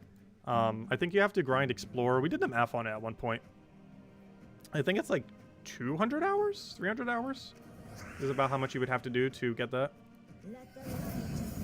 Of just simply spamming explore over and over and over again. And that math was based on the most efficient team in the game, or you know, the Zugov build. I can't remember exactly what it was. I think it was like 200, 300 hours of just doing explore 12 with the most efficient team in the game. Though you do get them by other means as well. But if you were just to count the ones obtained from explore, I think it was somewhere around like 200, 300 hours of explore 12 ran efficiently. Which is why that thing is so unobtained. It takes it forever to get. You do get them by other means, like World Event. You're constantly getting some. You're getting them from your guild thing every single week, so it's not like that's the total. So it's actually less time than that. But you know, if you're like power rushing it and trying to get it done in a month, I think it's like 200 hours or something. But over time, that time goes down and down because you keep getting them passively through other means. Because that achievement used to be as low as like, you know, 0.1%, 0.2%. But because you passively get tokens over time, more and more people just kind of get it naturally. Without having to necessarily go that far out of their way for it. How do potions work? So potions, which potions? There's two different types of potions in this game. There's potions that last for, there's potion gems, which are a power gem that was introduced this season. And then there's potions through events, which I assume are the ones you're referring to. Like the potions that are attached to the event. If you're referring to the ones attached to the event, the way that they work is for the duration of the event that you buy them for, they will give you that effect. So if you click on it, it tells you what they will do. Like this one gives enchant to all allies, meaning they'll gain 2 mana per turn. This one gives you a bunch of explosions at the start of battle. It is 1 per troop, so it's 4 total, not 4 per every troop. And then you have like potion of rejuvenation, which is some healing for them and stuff like that. It just tells you what it does based on clicking on it. But these only work for the duration of the event and only specifically for the event. So for example, when we're doing the Valley of the Worms right now for the this current faction, we have the bonus. However, if we were to go to the faction itself of the Valley of Worms, we would not have the bonus because that is not part of the current event. Only when we're specifically doing the event itself. In the event location does it end up giving those bonuses, and only for the duration of specifically the event. And of course this event goes for 3 days and ends on Monday reset time.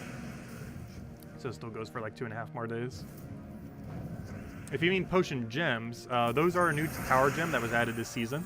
They can be one of any 6 colors. And when they are destroyed or exploded or matched, they will end up creating 7 to 11 colors of their corresponding color.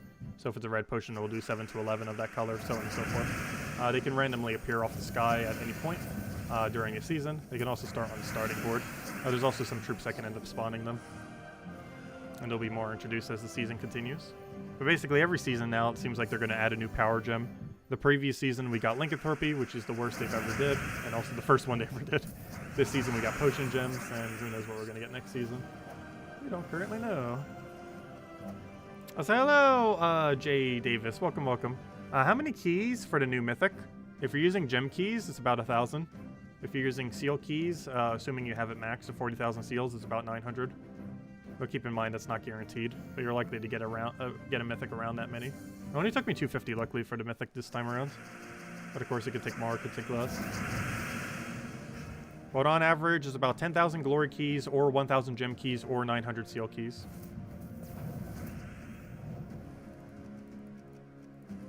So it can still be more or less depending on factors of luck or lack thereof. Oh, how many did it take me? 250 gem keys, I believe it was. So we got it in pretty good rate. We had to spend like a 4th as many. Also, we're really starting to get a surplus of gem keys right now. Oh, tribute's ready. Nice. Let me grab that. Not what I came here for, though. But we almost have 4,000 spare gem keys right now. But yeah, we had like 3,009 something. And now we're down to 3,647. So I think it took us 300, actually. Maybe not 250. It's either 250 or 300. I think it was actually 300 then. But that's still not too bad. 300 gem keys for Mythic. It's definitely way above drop rate. Because you can normally expect to spend like several hundred, if not over 1,000 or multiple thousands, if you get really unlucky. I think the most gem keys we've ever spent was like 3,500, I think. You have to be super unlucky for that, though. But it does occasionally happen. That's why we save so many. Because you never know when you're going to get just like super ultra unlucky. And of course, we need to always make sure we have enough so we can actually cover a video on it.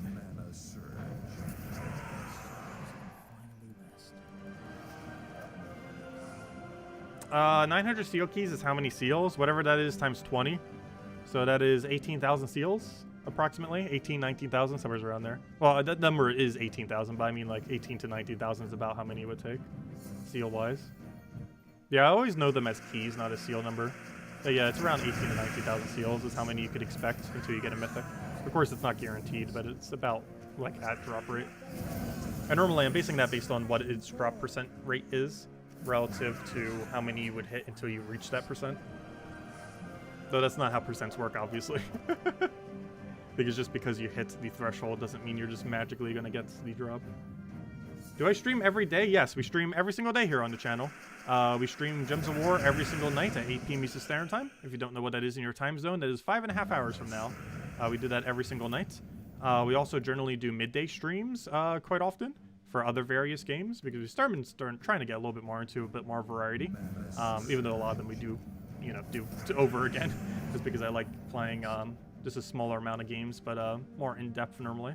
We do a bunch of other side games. Like tomorrow we'll be doing, gosh, I forgot its name, Fall Guys. Fall Guys is getting a Jungle Book challenge thingy tomorrow, so I figured we end up doing that. Also, they did Season 5.5 on Tuesday, and I still haven't streamed the game since then. So, yeah, they got Season 5.5. Quite a few interesting things end up coming in with it. Mostly related to stages. I'll be messing with that, messing with the Jungle Book skin, messing with the new challenge system. Oh no, he got submerged. Oh gosh, no, I hate that so much. There's a trait in Underworld where every single subsequent thing gains submerge, and was from this battle right here. All future enemies gain a tidal affix. What tidal does is every time they cast a spell, they gain submerge. The annoying thing with this is if a enemy has empower, they're going to immediately gain submerge at the start of battle, which is obviously very annoying, because if you're using a team that's hitting all enemies simultaneously, then, well, that's a bit of a problem.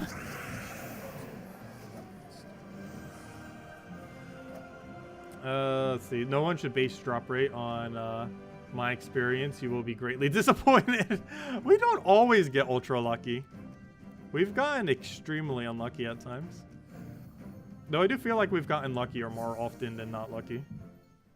Though we've had some ultra unlucky times though, where we had to go like 3 or 4 times above what drop rate should have been. Like if we were to go on drop rate, there were times where we opened enough keys where we should have gotten like 4 of them, yet only got 1. But then there's other times where we did the exact inverse, where we got it like 4 times easier than it should have been, like this time around. Would your Dragon and Divine team still work from 2 years ago? Divine-ish Ball of Quillen is currently the strongest way to run Divine. So if that's your Divine team, then yes. Divine-ish Ball of Quillen is like the main way. If you're building Divine team, that's like the base that you're doing it based on. Divine-ish Ball did get nerfed, so I'm not sure if you've been around since that nerf. But a few other Divines also got nerfed. However, Divine-ish Ball of Quillen, which uses no Mythics, which is kind of nice, is generally the main way to go. They're both a double skull spammer, and they have really good synergy together. There's quite a few things that you can end up building around it to make it work. As far as Dragon teams, I would say probably no. Dragons have fallen off quite a bit over the years. There is half mana start for Dragons now. Literally today we end up getting one, assuming they're not going to be changing it, because it might be getting a different trait. But currently the legend from this place that you can get with Chaos Shards does have 50% mana start for Dragons, so if you still want to build Dragons, you could build it around that. The only problem is he has mana conflict with Divinia, which is a dragon that you tend to use in most Dragon teams if you're bothering to build a Dragon team. But overall, Dragons definitely took a bigger hit. Divines are still amazing though. They've pretty much never not been amazing.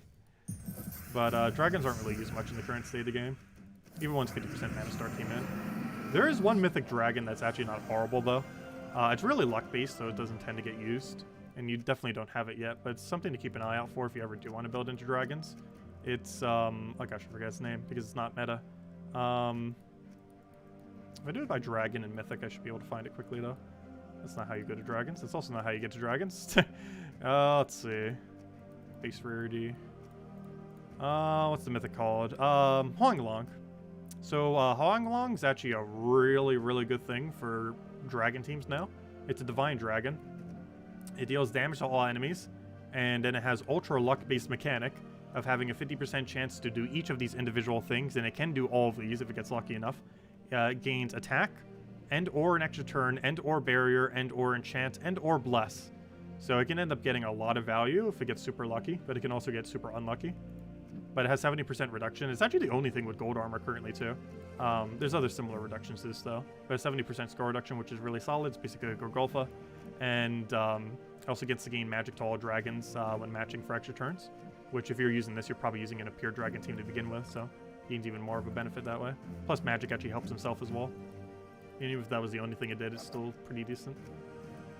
But yeah, most dragon teams, if you're going to build around a dragon team, that's basically what you build around. Because most other dragons are kind of average in the current state of the game. Submerge mechanic's one of the main things that can keep them down, but also because they just don't do that much damage. A lot of them hit full AoE, and their full AoE options are relatively bad compared to other typings in the game, which is kind of surprising given how many they have. Yet a lot of them aren't really that good for doing AoE damage. Like what we're using right now is one of the more solid options. There's quite a few like Phoenicia, Guard's Avatar, and a few others like that. But there's just better options that most dragons in the game don't even come anywhere close to doing, despite there being so many things that do similar. Oh, hello, Daddy Shark. Welcome, welcome. Oh yeah, I forgot. We were supposed to hand out a code at 100. Did we already hit 100? Or did we not hit 100 yet? I'm pretty sure we have. Based on their stats, it feels like we've hit 100. Should also go change our team as soon as we finish out this faction. We're getting to the point where this team is definitely less efficient than it was earlier. If you really want to stop one-shotting, you want to change out, unless you want to use the Riskia shield build with it. Oh yeah, we're at 110. Let me go hand out the code now, and then we'll go change our team for the next delve that we go into. But let me go hand it out now then. Got distracted. And we'll hand out a second code as well. This will be the first one that we hand out. We'll have another one in a little bit. But let me go hand this to you guys. One moment. To the code section. Put that in there, put that in there, make sure it works. It does indeed work. Now let's go put it over here. And here you guys go. Here's the redeem code used on gemsofwar.com underneath the game code section. Your invite code can be found in your settings menu. Whatever your game says right over here is what, whatever the game says right over there is what you put in for your invite code. Redeem code is right over there in chat. Just copy paste the random numbers and letters starting with Q3. Quarter 3. Hey, we're in quarter 3 right now. And it gives the same rewards as always. 2 treasure maps, 1 gem key, 200 souls, and 2,500 gold. Only usable on PC mobile version of the game. There you guys go. And definitely feel free to leave a like on the stream. Helps out a lot and is greatly appreciated. And we'll have another redeem code in a little bit as well. And we'll have another one tonight as well. So 3 redeem codes today. Another one later this stream, and then the other one we'll hand out tonight for the other stream when we continue with what we were doing. Anyways, speaking of continuing, let's continue. Gotta finish out this delve before we can do a different team, so let's continue. When do they generally start the skip method? Skip method I normally start doing around 200. You can do it at pretty much any point, depending on how many gems you want to do. If you want to spend around 3,000 gems, you can pretty much just skip the entire time. If you spend 3,110 gems, you can just do skip method the whole time. I generally spend 2,510 gem or somewhere similar, and this allows you to start skipping around 200 or so. And if you were to do it for all of your battles across the entire weekend, I think you can actually start skipping at 200 if you spent 2,310 as well. But yeah, somewhere around there. It really depends when you want to start skipping. It is possible with absolutely no skips to get the entire event done for 1,910 gems, which is the cheapest way to do it. However, you'd have to not skip any of them and make sure you get every single Valraven and make sure none of them escape. But by Sunday, it would allow you to do it with 1,910. I believe if you get good Valraven luck, it's even possible with 1,710. But 1,910, I know for sure. If you don't skip any battles, you can get it done with. I normally spend about 600 extra, and just so we can start skipping about halfway through. Saves a couple hours, and it makes Pure Faction easier, because that's another thing you have to factor in if you don't buy any Tier 7s, is will you actually be able to take out the level 500 Pure Faction? Because if you're already going all the way there, you might as well take it, of course. And you might not necessarily have the capability to do so if you don't buy enough potions, especially if your stats are naturally lower. That's normally why I go for the 2,510. Just makes Pure Faction more sane. Because some of the Pure Factions are really annoying. Like this time around, it isn't that bad. Like the Pure Faction this time around. But you know, some factions have super ultra annoying pure factions that you need the extra stats for. So I kind of just go 2005-10 just and start skipping around 200. It's normally our strategy. How many power potions is 1009-10? 1? I'm pretty sure it's only 1. Because we did 5, and that's 2005-10. So that's... Oh, sorry, that's actually 2. No. It's 1001-10 to do that. So 1001-10's that. So that means 4? Wait, is it 4? Yeah, 1009-10 is 4, isn't it? Why does it not seem like that? But never mind, it is 4, isn't it? Because you spend 1001-10 initially. And then every 200 is another potion thingy. So never mind, that would be 4 power potions, wouldn't it?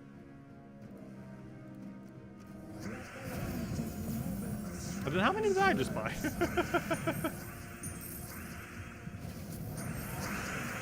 I gotta double check. How many stats do we have? Because I thought we bought to 2005-10. Maybe I bought slightly less. Easiest way to see is how much potion power we have. And that will tell us exactly how many we got. So I bought 7. So with 7, that means we've spent 1,400, which means, yes, I spent 2005-10. That's what I thought. So yeah, 1009-10 would be 4. It would be 4 power potions. So that means you bought all the way to tier 6, and then you bought tier 7 4 times. And I believe that's the minimum to get the event done to full completion, 500. And you'd have 28 to all stats as well. And we currently have 49 to all stats, as well as the extra sigil, so we can start skipping some, which we'll be doing soon. This is the last battle we have to use this team for. I think we're going to switch to Iron Gut Zugoff after this battle. We haven't been able to yet, just because, of course, you have to use the same team for the entirety of the faction. So I can't switch out quite yet, but now I can. Yeah, generally you want to start skipping around 200 to 300. Though, of course, you can do every single battle if you wanted to. It saves you gems, but it takes more time. It's just, that's the point when it starts to really noticeably get longer. Around 200 to 300, especially everything there fourth. Okay, so we're going to grab this one. And end up running this team down. Okay, I'm looking for... not that, I want to change this to magic. Wait, what's the other thing that we're running on this right now? Yeah, Marilith needs the magic, so we will go magic. 20% mana start to make sure to get mana going. And the magic is mostly to make sure Marilith does her mana to a higher degree. Though she might already be maxed. Never mind, we might not even need the magic. Let me double check. Because there's a good chance she might already have maxed. Because of how much potion effect we have. Yes. Well then. I guess we go seasons or cleanse. We'll change it after we do a battle. The reason I want to do a battle is so it confirms our team so I don't have to change it again. Because if we leave the screen without doing a battle, we're going to have to copy paste the team all over again. But it is on copy paste, it wouldn't take that long, but still. Just so we don't have to do that again, we'll go into the battle now. And should be able to get all the mana we need to this roll, and then we win. So we'll throw a Devour here. I don't think any of them have any immunes too, so it's kind of nice. Or, you know, at least not for the faction itself anyways. Obviously other things can have immune. So yeah, we don't really need magic then. I guess we'll go 2 seasons. The other alternative would be to go cleanse, so I don't think it's going to be too big a deal. So we'll just go with seasons. A little bit extra durability. A little bit extra attack. Yeah, there we go. Yeah, back into the other thing. And we should be good to go now. Yes, you can run Tesla until about 200 or so. Theoretically, you can do it all the way to 500, which is why when I do show the Tesla team, I normally mention as 20 to 500. Because if you really don't want to switch the team or don't have the capability to switch your team because you might not have Mythics to do so, you can run Tesla the whole time. She never falls off, but she starts to get noticeably slower once you start reaching a certain point. But yeah, you can run Tesla all the way to 500 if you really want to. That's why we mark it as 20 to 500 when we mention it. Similar to how our Skier Shield Rowain, while generally it's only ran for the earlier battles, it can be ran the whole way if you don't have other options. And Tesla's the same way. If you don't have any Mythics, or at least no Mythics for the current faction, that would work. You could just run it the whole time and it would be fine. It's a bit slower than other options, but it would get the job done. Probably should have killed Glaceon first, just in case. Because I killed it literally last. But it was already so damaged that, you know, it was kind of already dead. Plus it was death marks. Probably would have randomly died at some point anyways. Oh yeah, this is the only treasure room that doesn't have 800 gold. Oh wait, what? It doesn't even have glory anymore? Wait, what? What did they do to this treasure room? What happened to the glory? Did they break it in the most recent patch? I've never noticed that. What happened to that treasure room? What did they do to it? It doesn't have 30 glory anymore. Let's see what it gives at the end of the battle. Maybe it's just a glitch and it's just not visually there. What happened to the 30 glory? That's weird. Did anyone else notice that yet? Oh, problem. They have a lot of immune to Devour.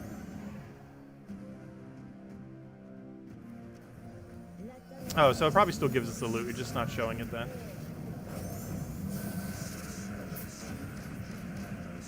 That would make sense. Alright, let's see at the end of the screen. It should still give us the glory, right? Oh yeah, it still gave us the glory. Okay, all's good. It just didn't show it on the screen. That's fine. But that's the only treasure room that doesn't give 800 plus gold, which can be a little confusing. I'm not sure why. But it's the only treasure room in the game that doesn't give 800 plus gold. Instead, it gives 30 glory, which of course gets multiplied by whatever your multiplier is, which is why we got 96. Because there's a 3.1 multiplier there. And it shouldn't have been 93. Why'd it give us 96? No, 3.1. Yeah, isn't that 93? Because 3.1 times 30 is 93, right? Am I doing math wrong somewhere? I'm pretty sure that's 93. That's weird. Not sure why it gave us 96. Oh well. 3 extra glory.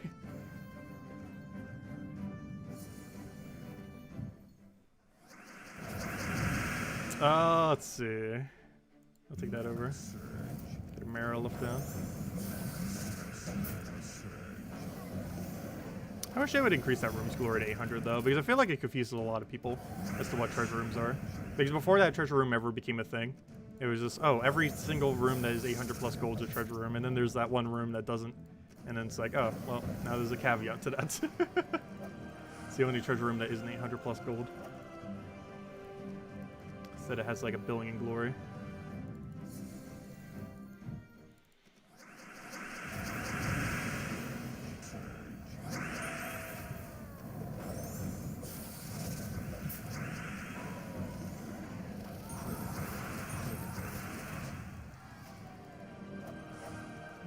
Yeah, it does it whenever you do it through an event. I'm just used to seeing it outside of the event. If you see it outside the event, it'll show the glory. But because it has a limit to how many things it can show, it doesn't show the glory properly when you do it in event.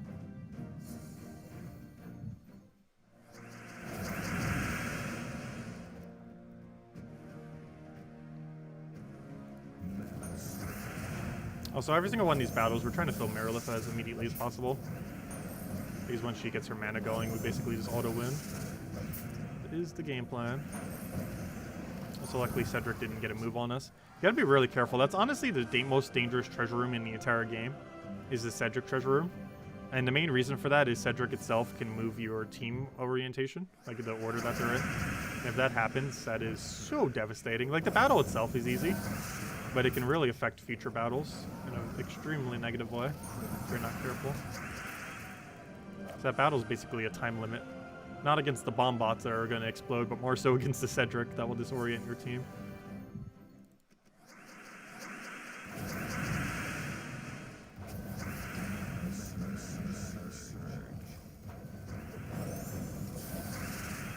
I just realized we're not going to have enough mana. We're literally going to be one short. Why? Why you did this to us? Luckily, Merilith just gives like near infinite mana. Stop hitting with skulls, please. Not like you have any chance of killing that still. I was wondering, why are we doing Death Mark on Skull? I forgot. It was from that one treasure room. That one with Draculus does it. He, all ally troops gain Death Touch at the start of battle. That's why we keep getting Death Touch. It's that room right there that keeps doing it. And we know for sure that this one is it. Oh, never mind. I forgot. Never mind. Never mind. I forgot. There's 2 tier 5s. There's the Skyla room and the Draculus room. I forgot. Draculus used to be the only tier 5, but now there's 2. And there's been 2 for a while. And by now, I mean, it's been over a year now. Because they haven't actually added more for quite a while now. They might soon. It seems like something they were doing about once every year. for a while there. It's not multiple. But so far this year, we haven't gotten one, I don't believe. And by that, I mean more room options for delves to give them higher variety. Because I normally do that like after X amount of time. Just because as more troops come into the game, you know, they can make more room combinations. But we haven't gotten one all this year yet. Unless I'm forgetting one. But normally they do throw it in with a patch and add like 30 or so rooms. Or a dozen, or however many they normally do. Some amount of them. It's not really too big a deal though. At this point, most people are probably used to the current amount of delve rooms there are. It's always kind of nice seeing more. Slightly better variety, if nothing else. As long as none of them are too annoying. Or sometimes they are. Sometimes. Get rid of his Empower just so he can't do anything. Take the Mirror Lift. Because Enchant's going to make sure we have guaranteed full mana regardless. Because even without the Surge, it didn't matter because Enchant was going to cover the other last 2 manas. Also, just killing Xenos there. That is such a useless troop. I wish I would buff him ever so slightly. It's just so hard to obtain him. Well, not like super, super hard, but you know, hard relative to... Wait, did he just take a match and cast his ability? All the potion glitches. But, he's just so annoying to get relative to how pitiful his ability is. Does Sunbird, Rowan, Firebomb still work? Or something else better? It does still work, though there is a better composition now. The way to run that now is to always just run Rowan. Before, Rowan was used occasionally instead of it, but now it's always used. The main reason for this is because of metals. With metals, you can end up buffing your armor by 24. You can also do it to HP, but the main difference is Sunbird will die after the first one, resetting its HP back to normal, whereas Rowan can keep using that value. Rowan also gets double the value from it. So generally the build that you end up doing is hero in first slot with any weapon that does not block Rowan, with any hero class you want to level, followed by Rowan, Leprechaun, and Mirage Queen. If you don't have Mirage Queen yet, you can double up on Leprechaun. But, oh, I forgot you have Immune, don't you? But the point in using Mirage Queen is to give 50% mana start to the Rowan, so that you only end up needing 6 mana. You get Mirage Queen from second plate in the Underworld. If you throw a couple hundred Chaos Shards, you're probably going to get him as a drop. Definitely win at 1,000. Though depending on luck, could be way lower. But if you don't have it yet, running double Leprechaun or some kind of other mana accumulator would be fine. Until you do. But Rowan's definitely the way to go now. That's how you quick kill most low level battles. Super low level ones, there's a different team for now with Dust Devil, but it's hard to get the Mirage Queen, so we're generally just going to be using Rowan for a while. It's also used for the upcoming Vault events in a couple weeks. The 24th is the next one for that weekend. It's a great time to be farming every resource pretty much within the entire game because you get a bunch of Vault Keys. Those Vault Keys result in a billion loots, and with Nomapalooza being added last month, gives you even more loot than normal.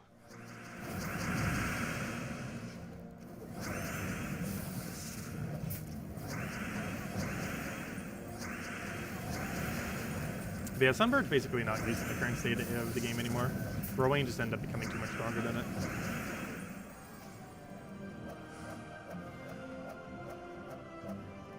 Yeah, he still takes 4,000 diamonds on top of everything else. The only thing that's like not bad about Xenos is the fact that you can always craft him, kind of like Zugoff. But for that reason, there's no point in ever rushing to get him. The only reason you would ever craft Xenos in the current state of the game is because you want to get the achievement for crafting Xenos. There's quite literally no other reason why you would ever get him.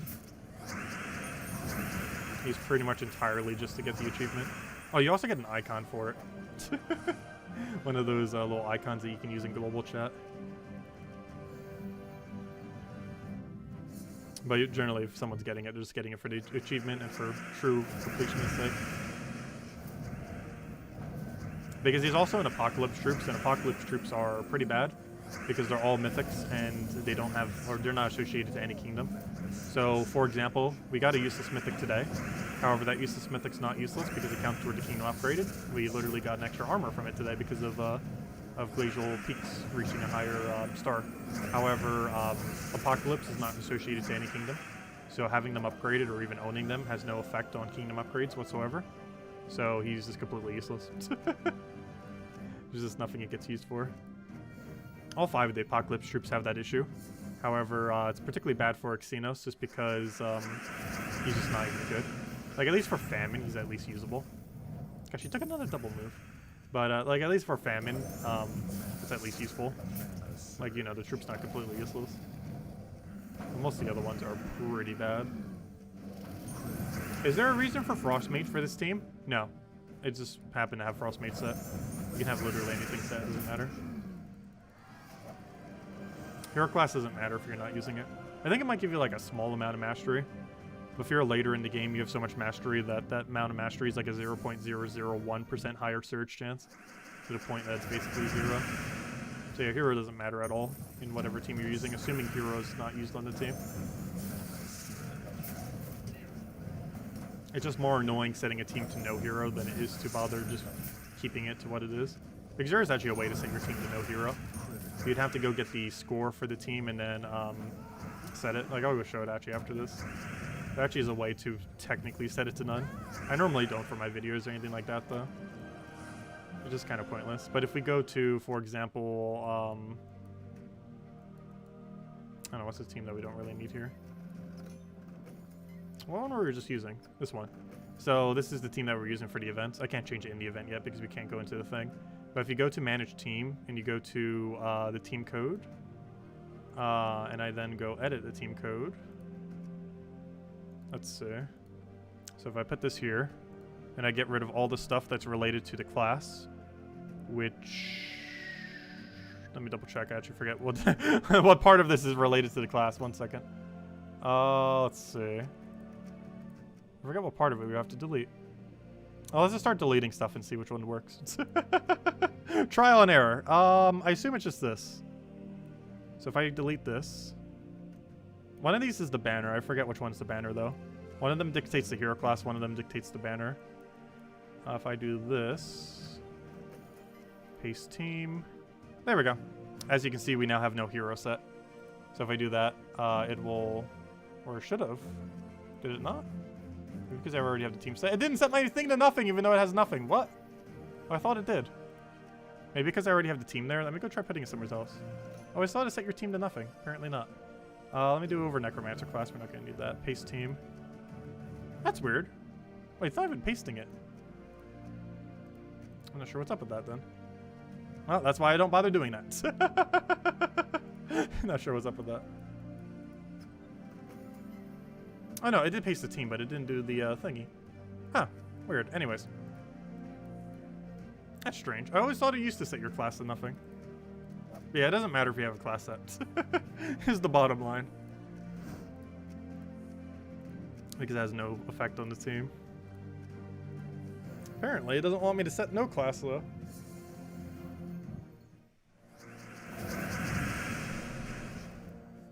Let's see.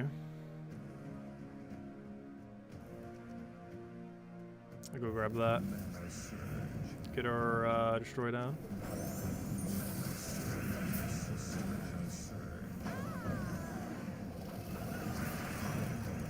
I keep forgetting, we can actually just go for a skull. If we have enough skull damage, we'll just die. In that particular instance, it wasn't enough, but it can be in some situations. Especially if we double devoured with them already. The good old double devour. Oh, I got a Marrow. Gonna devour to kill everything else out with. Gonna do it all again. Somehow he's still not full mana. Luckily, the other thing will get it to full. Off enchant. You have an important question. Is the faction pet an alligator or a crocodile? Neither. It's a Komodo dragon. It's definitely a Komodo dragon. It's done in a weird stylized way that makes it look a little bit less like a Komodo dragon, but it's a Komodo dragon. Which is that one wingless dragon thingy, the reptile thing. It just happens to have that name. It's a natural animal. Mana surge. It's more of a lizard than a dragon, though. It's like a really large lizard. Like, think iguana, but it could kill you. That's basically what it is. They got some kind of venom, too, if I'm not mistaken. How do I know that? I just know a lot of that about animals. Well, not a lot, but enough to know it. An above average knowledge of animals. I almost wanted to do that when I was a kid, to go into, oh, what's the term for it? I can't remember off the top of my head. There's some kind of special term for it. Not necessarily pet doctor, but, you know, it's like something along those lines. Like, not veterinarian. Like, there's a special term for it. Like, the study of animals. I didn't end up pursuing it, though. But when I was, like, a kid, I definitely wanted to. Had a lot of pets. Zoology? Yeah, I think it might have been zoology. That term sounds correct. I had a lot of pets when I was younger. A lot of weird pets, too. Most of them we've already mentioned on stream, though. I do have to say, having chickens was probably the best. They're a lot of maintenance, though, but they're one of the few pets that pays you back. So their high maintenance isn't as big a deal. Oh, let's see. Throw that down.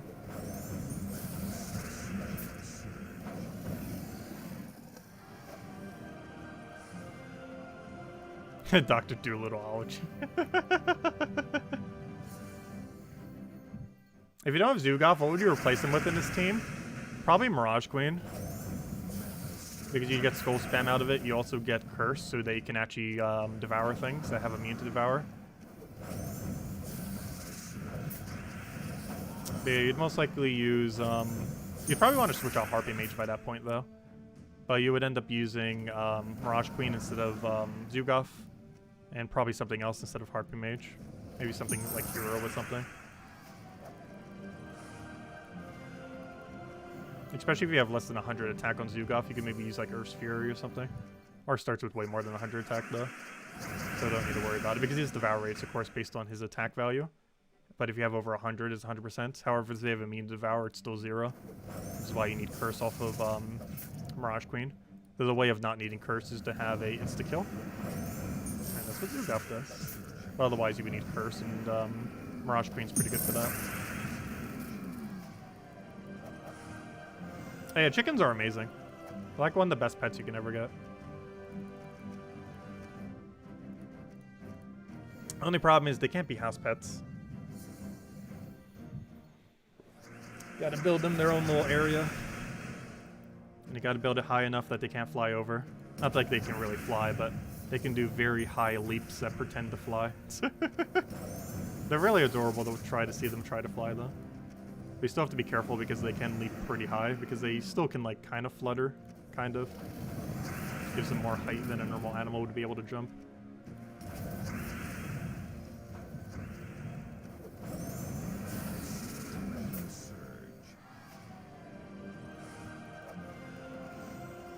Oh, what was the exact species of them? Oh, I can't remember. I was so young at the time.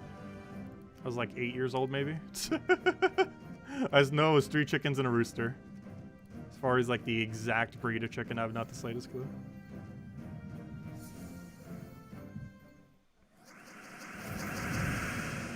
Let's see, throw that down.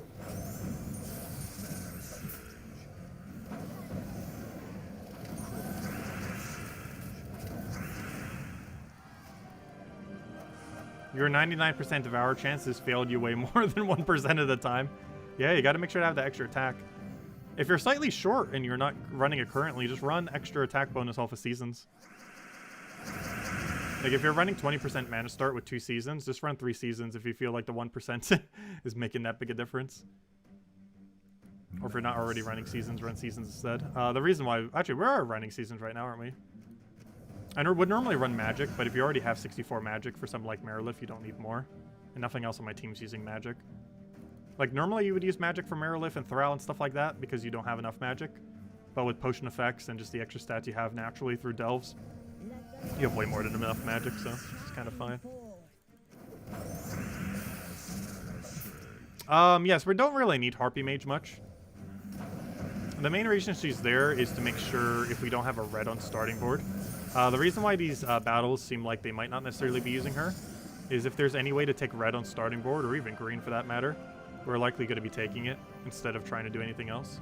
The main reason for having Harpy Mage is for the boards that we don't have access to red at the start, because any situation where we can't immediately take reds will we won't be able to do an airlift, in which case we'll have to do Harpy Mage instead. But yeah, a lot of the starting boards, because the explosions will make it so we don't have to touch Harpy Mage, but it's more so a backup for when we have a bad start. Also, the enemy got a free turn from the potion glitch. There's actually a surprisingly high amount of glitches with potion. Honestly, there might be more glitches with potion than with lycanthropy. It's just the glitches with potions are less annoying than what lycanthropy did. They're not as noticeable. But they're happening a lot when you have access to explosion at the start of battle, because there's a whole category of additional new glitches that occur whenever they explode like that. So right there is the instance where we got to use Harpy Mage, because we didn't have any way to take the other thing at the start. Oh, why am I doing that? You can't Devour. That's the only problem with not having a first on our option. If we don't have enough throw-out pokes, we kind of have to waste it. Not too big a deal, though. Also, what are you doing via 1 mana short? That's not nice. There we go.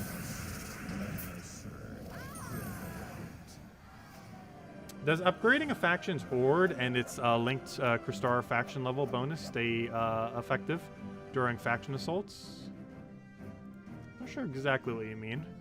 Does upgrading a faction's Horde and its links Crystar faction's level, I think you mean Kingdom there, bonus, stay effective during faction assaults? So there are multiple ways to gain additional stats for a faction, and they do trigger during that event as well. The one main way of doing it is through the Horde that you mentioned. If you go to the faction and click on the Horde level, and you level this ends up increasing how many stats you end up getting based on what level you do it to. Lately I've been going for 155. The main reason for this is with the other bonus. It goes from 19 magic to 21 magic here.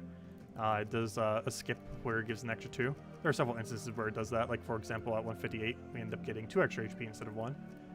But the most important one of course being magic. So I normally go to about 155 normally. Just a nice mid-range stopping location for additional stats. Of course, you can go lower, you can go higher. 100 is like the main minimum you generally want to go for, because that is what is required to max out the faction. Because you need at least 100 for the Horde level here to get 500 points. But the other way that you get extra stats from it, or for it, is through the Kingdom that you're talking about. So this one is associated to Dragon's Claw. So the other way that we get additional stats is by leveling the Kingdom here. And at... technically, the Kingdom team bonus can also work out for extra stats. However, the main two that you end up gaining bonus from is the Horde faction stats. Increases by 25% at 12 as well as 14. And those are the main two. I think it gets another one at 17. However, realistically, no one is at the point where they can do this. There's also another one at 19, which I'm pretty sure 0 people have. Unless one single person has went for a level 20 somewhere. But realistically, there's only 2 bonuses in the foreseeable future, at level 12 and at level 14, which gives 25 and then 50% total, respectively. So those are the 2 ways that you get it up, through the Horde level and that. And then the rest of your stats are either from potions, specifically through the event. Potions, do be mindful, do not work for both. Potions only work specifically for the faction during the faction event. So it'll work here, but it will not work in the Underworld version. Whereas those other 2 bonuses would work in either. If I do the battle right here, the bonuses that we have for the event would not apply here, so all of our potions would not apply in this location. But it would apply to where the event is. And aside from that, it just takes all your normal stats. And of course all the potions, forgot the potions. Because you could basically buy infinite stats off of potions if you really wanted to. You generally wouldn't buy that many, obviously. But you generally buy some amount so that you can do 500 pure faction. More so for the sigils than the actual stats themselves.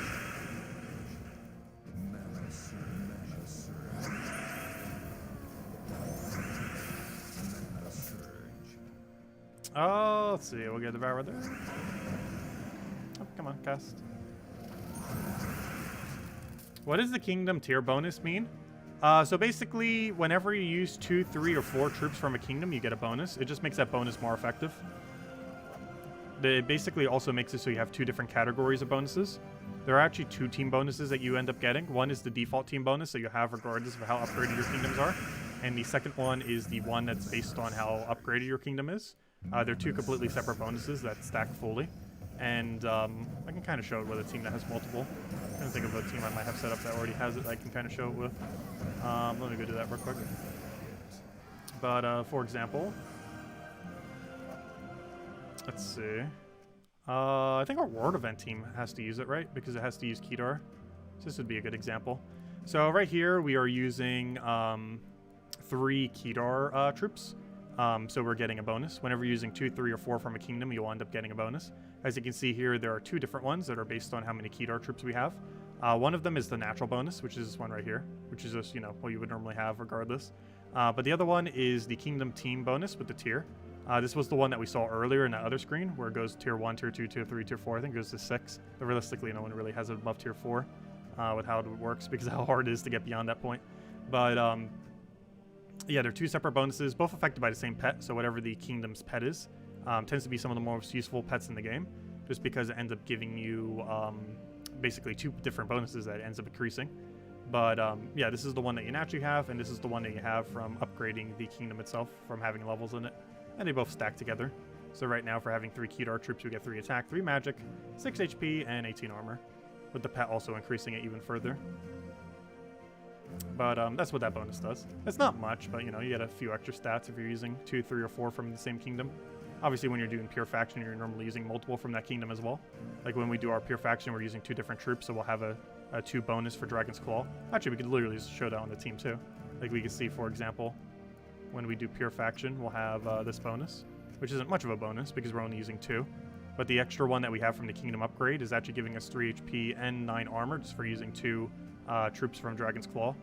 We're also getting the 3 attack from just the natural one that you would have regardless. And of course, the little baby dragon pet ends up increasing even further. Not by much, but a little bit extra stats. Those generally don't make much of an impact, but they're more than nothing. Normally later in the game, you don't really care about trying to do it for the stats, just because the stats are such a small amount of additional bonus. Because when your stats are this high, having like 10 higher and like HP isn't generally going to do much. It's more than nothing, but it's very small.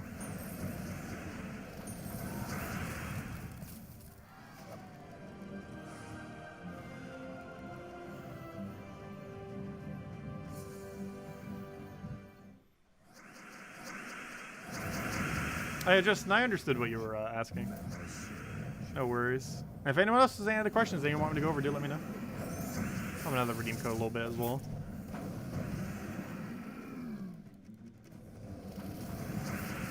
Well, how deep are we? I think we're almost up to the point where we might start doing skip method. We're at like, what, 150, 160? We are currently at 150. Actually, exactly there. We're at 150 going into 160. That's funny.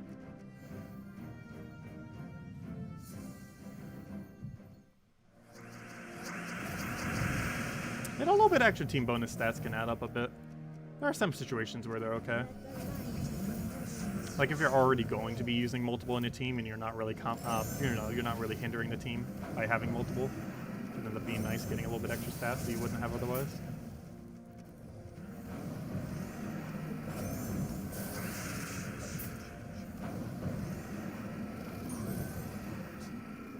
Yeah, I think at 200 we'll hand out a code again, a second code.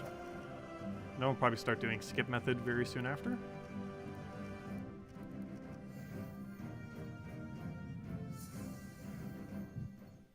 And then tonight when we do our stream, we're probably just going to do entirely skip method. I think I'm going to start doing skip method as early as 200. Normally I'd go a little bit deeper before we do. However, this is a 5-room delve. So we're already going to be getting a little bit more sigils that way. We're already going to be having to do a lot of rooms regardless, even with skip method. We're still going to have to do half the delve. Because we're forced to have to do 5 battles instead of 3. Because the shortest delves can get there with only 3 battles. The longest ones require 5 just to get to the end. And this one is tied at 5. At the highest amount that there is. Which is a little unfortunate because it makes the delve take longer. If you're doing all the rooms, it has no effect on it. But it does make pure faction harder. And it makes doing quick method less quick. Because you're having to do more battles.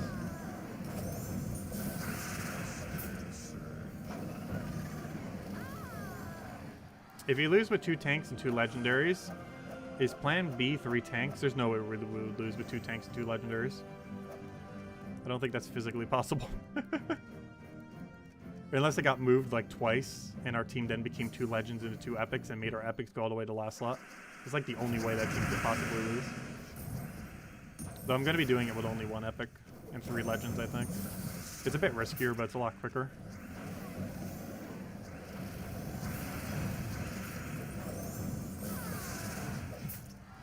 And given that we have to go through 5 battles, I'd want to end up doing it that way. There's also a good chance we might be able to pick up some good positive stats effects. Like if we can get an agile like this, it's going to be so helpful. It is going to make our first slot pretty much invincible. If we could get an agile.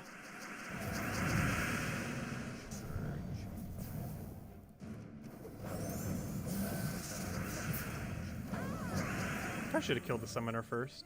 It's not too big a deal though.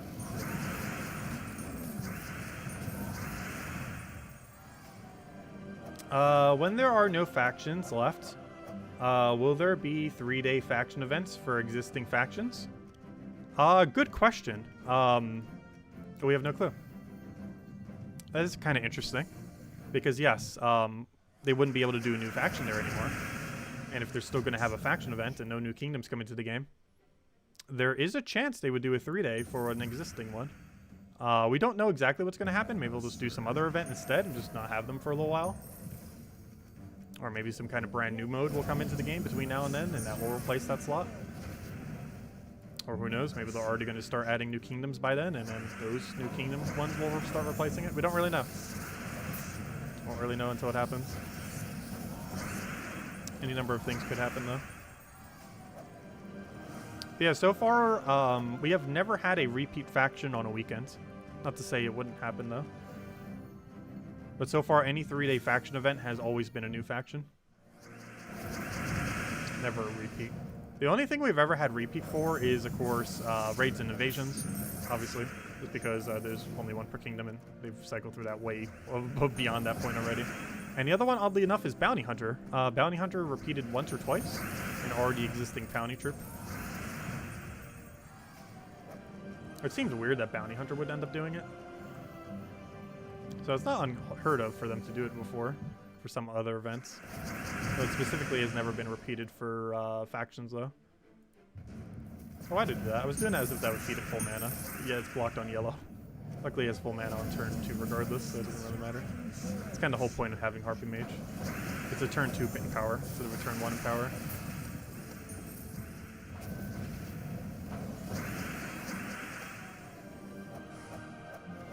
Yeah, I would assume new kingdoms are coming very soon after the last faction.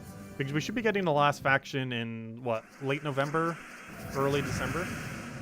Which means the first patch of January is very likely to have a new kingdom then. Because I don't think they'll be able to push it out before the end of December. But you never know.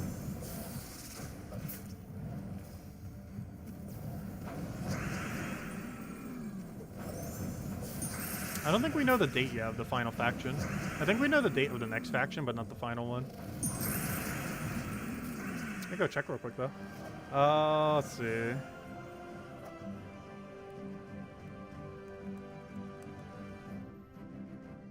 we go to kingdoms, we might know as of next patch.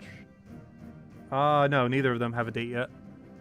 But yeah, Blackhawk and Broken Spire. Broken Spire is probably going to be last. We're probably going to get Blackhawk next. Not just because of the order, but because Broken Spire is kind of how it started. So it's also going to end that way. Technically, it started with Sin and Mirage. But, you know, Luther's associated with Broken Spire, so theoretically, it kind of started with Broken Spire. Indirectly.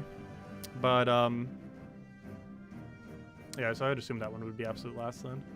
It's also like the dead center of where the whole Underworld is, so it also makes sense that way as well. But, yeah, we don't have an official date for either of them yet. I don't think either of them have a date yet. We probably will once the next patch comes out. At least know when the next one is. Probably not the last one yet, though. Because next patch should be late this month or early next month. No official date, though. But late September, early October should be next major patch. No clue what's in it yet, though. I think they were still taking beta people for it yet. I'm not sure if they started yet, though.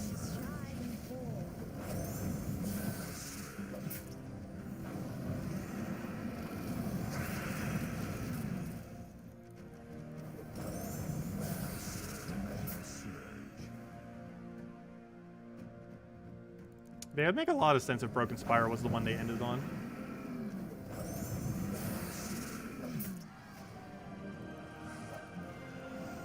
Not to mention it was the first kingdom ever in the game, so it'd be kind of fitting to make it the very last faction as well. And there's also lore reasons for it. That would make sense. Let's see, let's get that down. So it's not going to be like the last faction, because whenever we get new kingdoms, those are obviously going to get factions as well. But it'll be like the last of like the main batch of them. Once all existing kingdoms have them.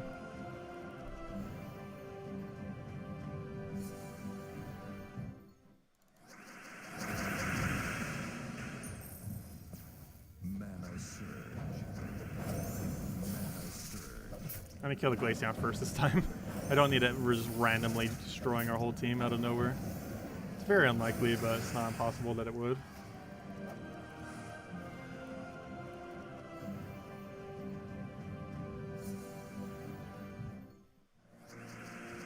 The upcoming guild event called Journeys? Ooh, I haven't been noticed that on the spoiler thread. Oh, maybe that's something in the next patch then. Oh, did the next beta start? I haven't asked anyone in the beta thingy yet. Because normally they can tell me all the juicy details. But did the beta actually already start then? I was kind of distracted by the patch on Puzzle Quest 3 the other night. So yeah, the beta might have started already. For Gems of War's next patch.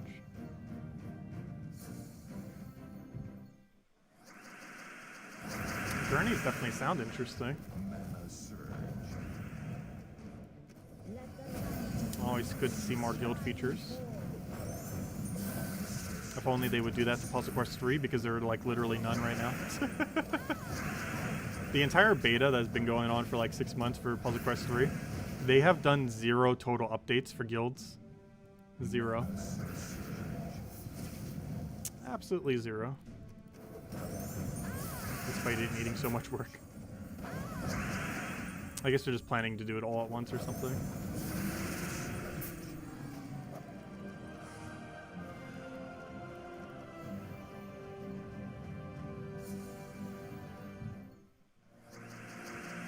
Oh, they've been selected, but it hasn't actually started yet. Okay.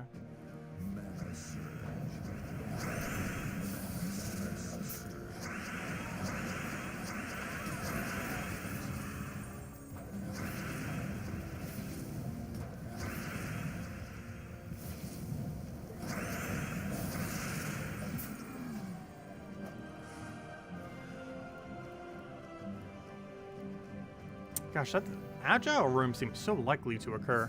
But I guess after 6 treasure rooms, it's almost guaranteed that's going to happen anyways. AI trying to steal my move. Luckily they have a check for that, but there's still other glitches that are caused by it. Puzzle Quest 3 is Infinity Plus 2's version of Darkest Dungeon. Not exactly. Darkest Dungeon battles are actually pretty quick. The only ones that sometimes take longer are bosses.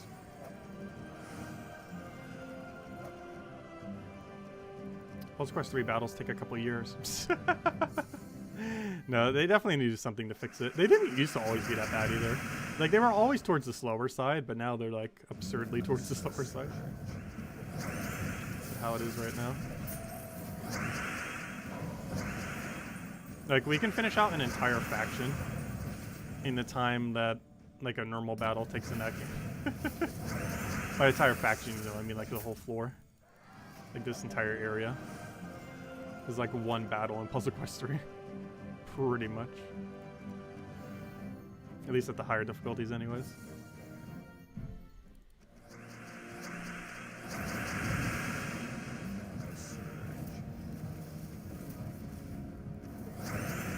Also, Darkest Dungeon 2, from what I've heard, one run will take about 5 hours. So not per battle, obviously, but, you know, like one playthrough. So they're definitely going for more of like a, you can finish it in one sitting kind of experience. It would be one really long sitting, but you would be able to get it done in one go. The beta's not releasing with the full thing though. It should be releasing later this month though. Also, 1 week from today, Speaking of games with durations of times, WarioWare, the next WarioWare game's coming out. Huge fan of the franchise. Always like games with a lot of mini games in it. Still like the Mario Party franchise more, even though they've been going downhill like crazy lately. But the next WarioWare game's coming out next Friday, so we'll probably do that for a stream. I forget what event's happening in Gems of War that day. But we're definitely going to make sure to mess around with it. That game is composed of micro games, which are a bit different than mini games. Mini games normally are a little bit more in depth and take, I would say, around like 30 to 120 seconds. Micro games are like exceedingly ridiculously small games, and it basically does like a bunch of them very, very quickly, and they take like 10 seconds, but it's like hundreds of them. It's pretty fun, really quick pace. Mana surge. Which kind of fits Gems of War, since normally most battles are pretty quick. But that game goes like blazing quick. Especially because the difficulty comes in the fact that once you start getting further and further, it basically just keeps ramping up the speed. Where you basically have to complete it within like literal seconds. Wait, how do you not... Oh, how do you have Bless? How on earth do you have Bless? You must have got off of like Divinia or something.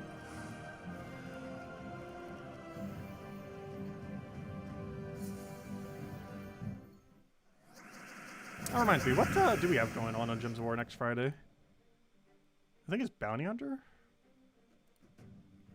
Let me double check. I don't think it was anything too relevant. Bounty Hunter is... No. That's 2 Fridays from now. What's next Friday? Arena. Oh, yeah, we can... Yeah. Sorry, we're not doing a morning stream on, of Gems of War next Friday. I think you guys can understand. It's Arena. We'll be doing WarioWare instead. Confirmed. That's like the most perfect one that could have been happened. I don't think anyone will mind us not playing Arena in the morning. We'll still do it for the nightly stream though. But yeah, no. Sorry, Arena event. You're like the worst event in this game. By far.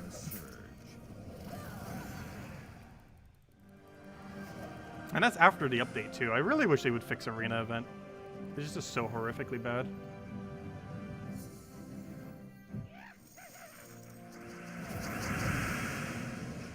I did say I might just start completely skipping the arena events now that we have Nomapalooza. I'll probably still end up doing some of them, if not all of them, though. But we're definitely not going to do a morning stream for that one.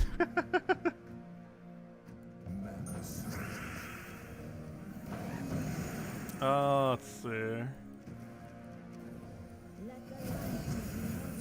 Just put Hero back in arena. Honestly, I don't actually mind Hero not being arena as much. My biggest issue is the loot, or more so the lack thereof.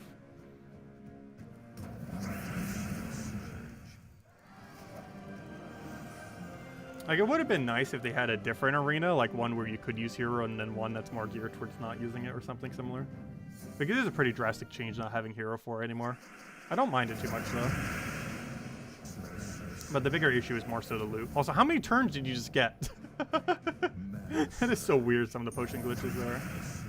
Luckily it's not costing us any battles, but still.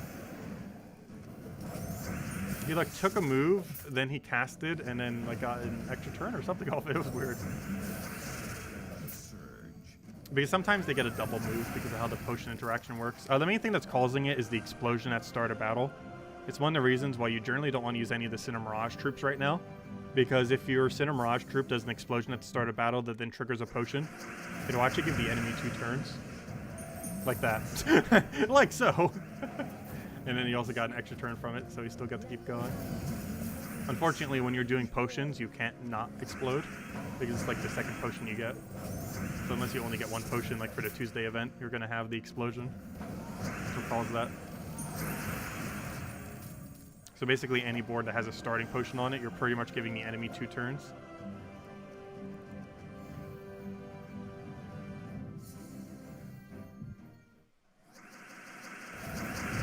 Well, that's one of the other reasons why I wanted to go triple the Legends. If we kill everything quick enough, it'll literally just be 1 troop left. And by that point, we could just have a fight of a infinite attack versus infinite armor, and we would eventually win that fight. Because the goal of the final battle is kill everything and probably save the tank for last. You could just try rushing the tank, but you would have to buff your tank while also killing out the other tank, so if you can manage to do both, it could work that way. But if you get it down to just your tank versus the enemy tank, you're just going to auto-win. Because you'll have more control than AI will have over the board.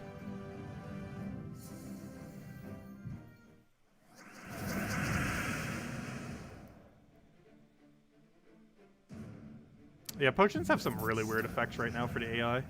Mostly when you have explosions that start the board. There aren't too many glitches with it, for the most part, if there isn't. But when there is, it just starts to get really glitchy.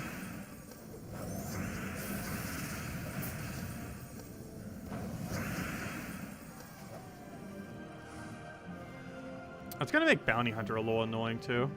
Because what happens if they get a yellow potion and get a double turn and just get a free Valraven out of nowhere? It's going to be so much more annoying for Bounty Hunter.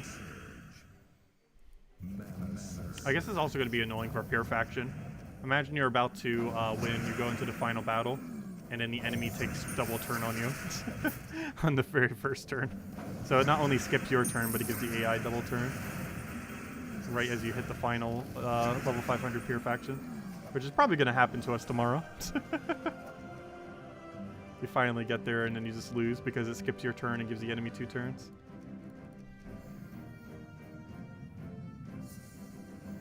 Hopefully we'll get lucky and there's no potions on the starting board on the final.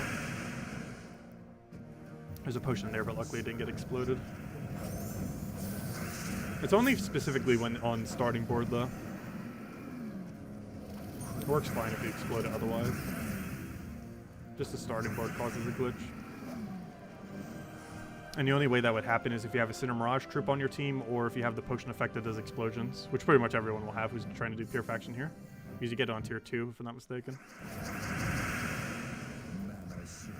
And the reason why you want to avoid Cinder Mirage troops is almost all of them have the explode at the start of battle, which will do the weird glitch for the potions if it triggers on them.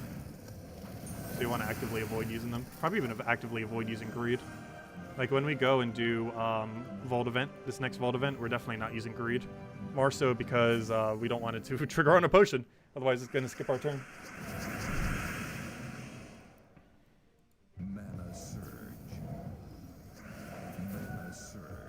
Just wait until you lose Guild Wars without getting a turn due to the glitch. It can't happen in Guild Wars, though. If you don't use a Cinder Mirage, as long as you don't have Explosion at start of battle, it can't happen at Guild Wars. So you can actively make sure it doesn't happen. And most of the Cinder Mirage troops aren't even meta in Guild Wars anyways. Is Shield vs. Skia better than Golden Cog? Yes, in most situations. There are a few situations where Golden Cog is better, but more often than not, Urskia Shield is better.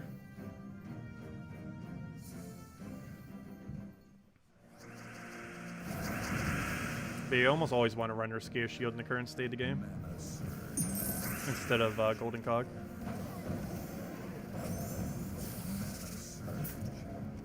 Because it ends up scaling off the enemy stats. The only time when Golden Cog can be worth it is, oddly enough, if you're using a Rowan build to go super deep into a delve. If you have a high enough amount of stats, it is actually more efficient just to double your stats than it is to use their Urskia Shield for the stats. Because right now you can see, like, let's pretend this is a Rowan. We would end up doubling up to, like, what, 464? Which I believe is more value than what Urskia Shield would do.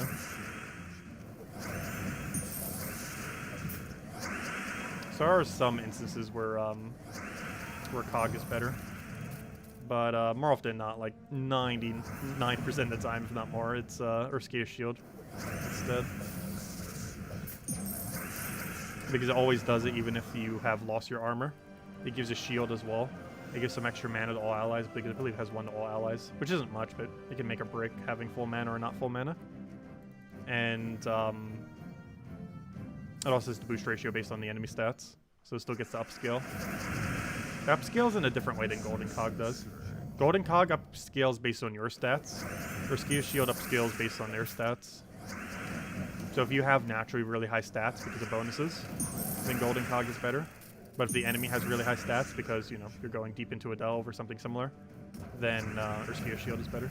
Urskia Shield is also better just in general circumstances, where both of them have about the same value. It's just better to go Urskia Shield. The only one real big advantage to Cogs is he uses 2 colors instead of 1. Which, if you plan to cast more than once, can actually get its mana up a little bit more efficiently compared to Cog. Oh, so why did I take that one first? Cedric should have got it first there. Yep, as Isabel mentioned, definitely feel free to like on stream. Helps out a lot and is greatly appreciated. If anyone still has any questions or anything you want me to go over, do let me know. Also, I'll have another code in a little bit as well. And then we'll have another one later tonight when we do our other stream.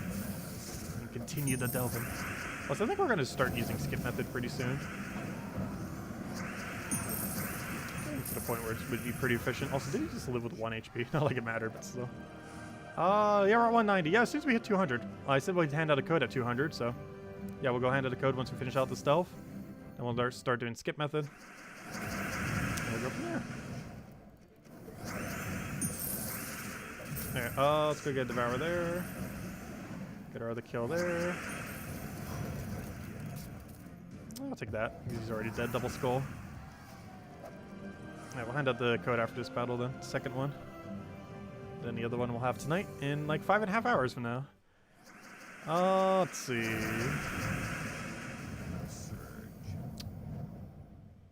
I'll take that for now. Do you plan to fill all 3 legends before casting any?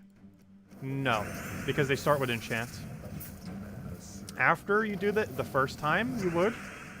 But for the first cycle, because you have enchant potion, like, if you were running it without enchant, you know, if you were doing it when it's not potion time, yes, you would want to wait until, like, 2 or 3 of them are filled.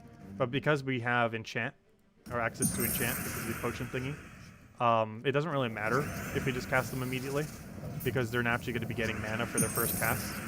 Subsequent casts, we're probably going to want to fill multiple, and we want to know what, like, the kill range is for the enemy team, and then fill that many. So, for example, if we cast... we basically cast them all immediately the first time, which will give us 3 casts. Then we have to determine how many more casts we need in order to kill. If the answer is 3, we'd want to fill up all of them. If the answer is 2, we'd want to fill up 2. And if the answer is any other number, we'd kind of have to break it down from there. But depending on how we want to tackle it. If it's only 1, obviously you just fill the first one and just cast it. But you basically just have to determine how many casts it will take you to win. And then strategize from there. But all 3 of your first casts, you can just spam the second you have them up. Because of enchant. You don't have to think about this subsequent cast after that. Assuming they're not already dead. Because the first battle, I think, would actually die in 3 casts. At least with how many potion effects we have. Because we're going to be hitting for like 100 something. Like, just like at Mirror, she's hitting 109 for the thing. So, yeah, you should be hitting like a little over 100 to all enemies. It's like 300 something then. Which, for example, would almost kill this battle. This battle has slightly higher stats, though. Like, the first battle, I think, would die at about 300 something. Well, then again, it might have a high enough stats by the time we get there, it might not.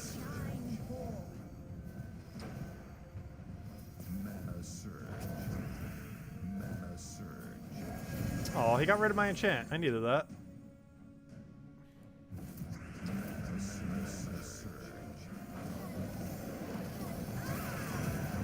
Oh, so we're gonna get all of our mana.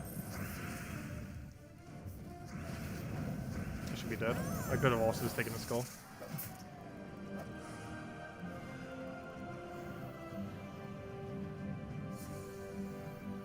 Oh, sorry, we hit 200. I forgot to go hand out code. Let me go do that. One moment. I forgot the code.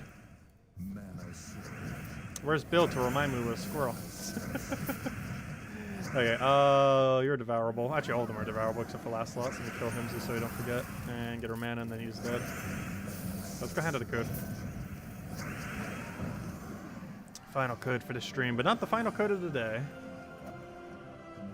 We'll be doing the team codes for the video when we get it up. I'll end up posting that there. I'll hopefully get it up between the 2 streams. Otherwise, we'll have it up tomorrow. Ideally, we'll get it up before the 2 or between the 2 streams, so that we can have all the copy paste within that video, as we normally do.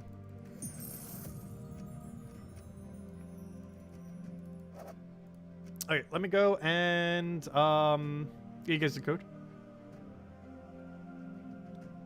Let's see, we'll grab this, cut, come on. Cut that, click save. Put this over here. Put that there. Right, here you guys go. Here's the redeem code. Use on gemsofwar.com right underneath the game code section. Your invite code can be found if your settings menu, whatever your game says right over here. Is what you put in for your invite code. Redeem code's right over there in chat. Just copy paste random numbers on there, started with S5. And give same word as always, 2 treasure maps, 1 gem key, 200 souls, and 2,500 gold. And of course, gem key can be used for the mythic that's currently available. It's a pretty underwhelming mythic, but it's still a new mythic nonetheless. And technically, you can get 20-star glacial peaks if you have every other upgrade, so that's that going for if nothing else. It's an extra armor. We actually got 3 extra stats this weekend. 1 extra armor off of glacial peaks, 1 extra armor off of Dragon's Claw, and if you somehow have the capability of getting max faction renown, an extra HP off of hitting 2,500 renown here, while also having literally every other kingdom to max, which I'm pretty sure is very few people, but it's still an extra HP if anyone can reach that. Anyways, let's keep going. I think we're going to start doing skip method. We're actually already in place to start doing it, so let's go ahead straight to it. Because even with skip, we still have to do like half the faction anyways. So we don't have to worry about being too low on Vow Ravens, that's for sure. We'll start skipping a little bit earlier since we already have to do so many battles to begin with. Even with skip, it's still half the faction. Because normally you can cut it down to like 1/3 the faction. But with 5, you're doing 5 out of 9 battles. Whereas if it's only 3, you're doing 3 out of 9. But we're just technically doing slightly more than half the faction just to get to the end, even with the quickest method. We're just rushing straight to it. So I'm gonna start doing skip method now.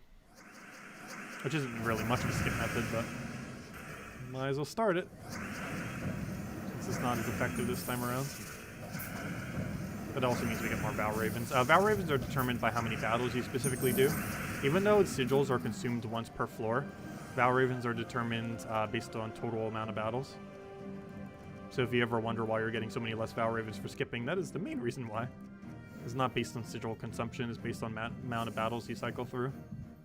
So skipping more battles means less Vow Ravens. Which is also why you normally need to buy more packs. Because you're getting less Vow Ravens to carry you through to have more sigils that you don't need to buy. And of course, the more you do buy, the more you can skip them. And then the more time you save. And I always kind of like going mid-range. Where you kind of just do the earlier battles and then skip the later ones. It's a nice mix. Saves like 2 or 3 hours or so. For just doing literally every room. This time around, not as much because we still have to do half the faction. We'll see sometime.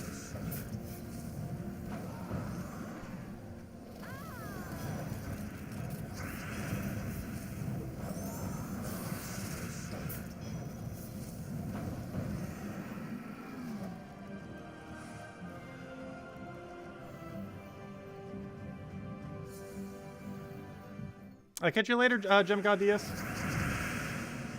Yeah, we'll be back in 4.5 hours once we wrap up here. Probably go a little bit further though. Let's get a few more down if nothing else.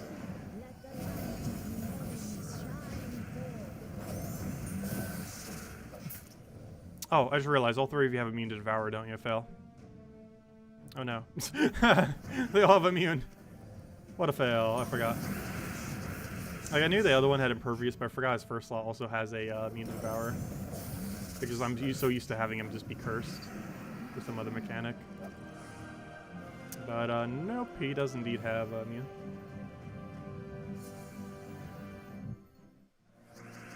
Yeah, 80 to 100 battles sounds about right. For a Vow Raven in faction.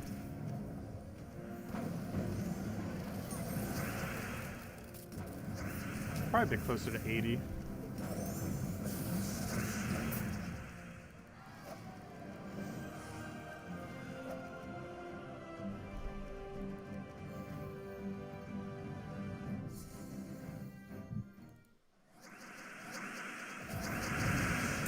What do we want here? Oh, he tried taking my move. No, it's our move.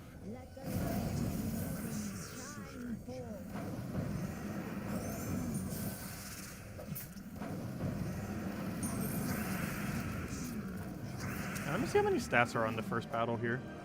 First, they're going to have higher by the time we hit 500, though. Then again, the amount of stats we just saw there. Oh, yeah, they're going to have enough stats that they're going to survive then. Because that was a 210. And this is going to be a 250 on the final battle. So, yeah, they're going to have enough to survive. Never mind. Because whatever the 250 is basically the stats of the first battle in the final floor. once we get there. Because those would be a much better example of how much durability they're going to have for Pure Faction. Because that should be the exact amount of stats they have for Pure Faction. The reason for this is Tier 1 rooms have 50% stats. Tier 2s are 60, and so on and so forth, going up by 10% until the Mythic room has 100% stats, which is that last room there. You can tell by them right here. We're currently on floor 220, but they have 110 stats because it's still only 50% of their level. That's how all the rooms work, if you ever wonder why some of them are just naturally stronger. It's because the amount of level that they have is based on the percent of what rarity they are.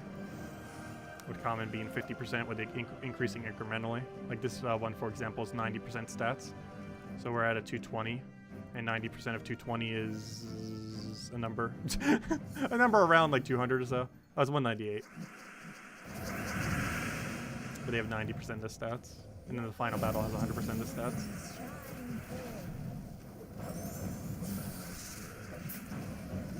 So that better not die to the death mark.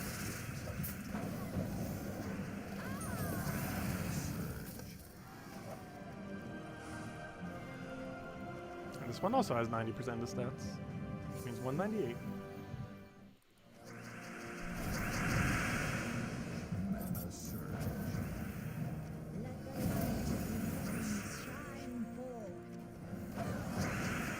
Hello, Jason. Welcome. I can make it.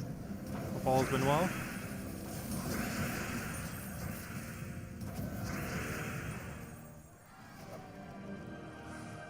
And this next one is only math.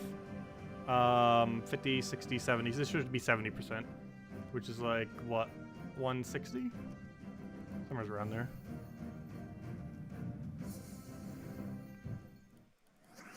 $154. He's only getting 70% of the total level of the faction level. I should have cast that first, whoops. Just to make sure we had full mana Zugaf. Which is probably better, so that was actually kind of safer. Since Zugaf kind of just auto-carried us after the first Devour.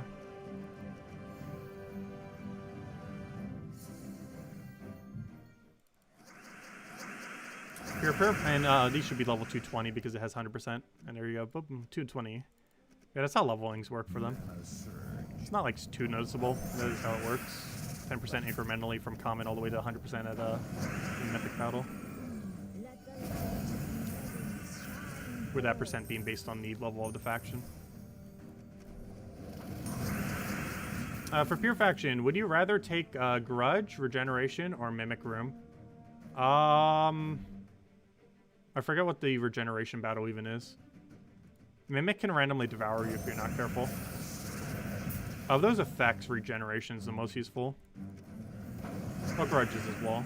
I forget what the battle is for Grudge or regeneration. I don't feel like you would need Grudge though because your thing already gains attack. And having more regen on top of the regens is good for backup plan when they start hitting down the HP. That likely wouldn't happen since he gains armor and attack. Whichever one of those three battles is the easiest, because all three of those effects aren't really going to do too much. Grudge would technically do the most, though regeneration would be the safest. And the effect that you get from Mimic's nothing, and the chance that it might randomly devour you is probably not worth taking. Because there's a 1 in 6 chance it just devours you, and if that happens, you basically just lose your sigil. Which would be bad.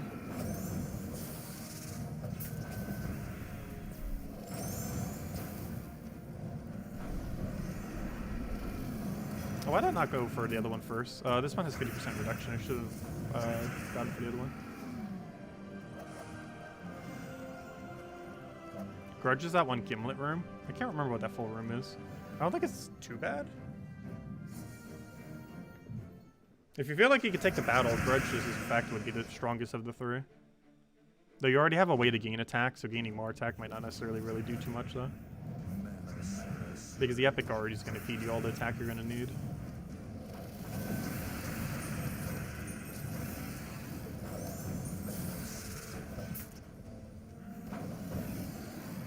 Would you mind pinning our team? Pretty pleased with the cherry on top. I was going to wait until the video thingy. We could post the one that we're using right now. And just the one. Oh yeah, we need to go open an instance of YouTube though. I keep forgetting that. Let's see. Yeah, we'll go do this one. And just the one. We'll post the other one in the video later. Let me go figure out where YouTube is. Hello, YouTube. That's the YouTube studio. Where's the actual page of my thing? Go to my channel. Oh, is that to edit my profile image? No, that goes to my channel. Perfect. Go to the live stream. Leave a like on the live stream. While we're here, might as well. And here you guys go. Current team. I might as well use it. Actually, what should I name it? I would just call it current team. I think you guys know what it's used for. Maybe I'll say faction team. That would make more sense. There we go. And I'll go pin it, might as well. But yeah, that's what we're running. We ran the Guards Avatar team for the earlier ones. You can also run Tesla for any part of it as well. There you guys go. I have the copy paste for all the other ones in the other video. But we've already shown all of them, so you can easily just do it that way too. But there you go. Okay, so let's keep doing. I think we're gonna go till 250. Not the time, but the delve level. And then tonight we should be able to get to like 400 or a little bit deeper than that. And then we finish Pure Faction on Saturday. For Saturday night stream. Probably break it down that way. We should be able to get pretty far tonight just because we're rush methoding the entire time. Might even be able to go all the way to 500. Not Pure Faction 500, but you know, the 500 as in the actual room number. Definitely to the 400s.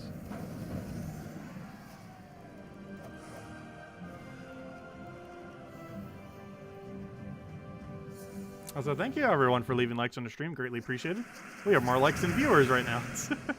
Which feels weird for once because normally it's the other way around. Just because there's a lot of people that cycle through this stream. Greatly appreciated as always. Helps out a lot. And thanks for stopping by.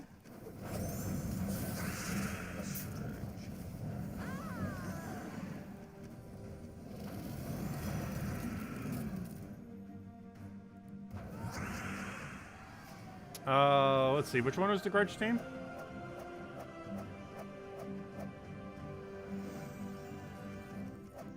But greedy's really only useful if you're using a something that can boost based on gold.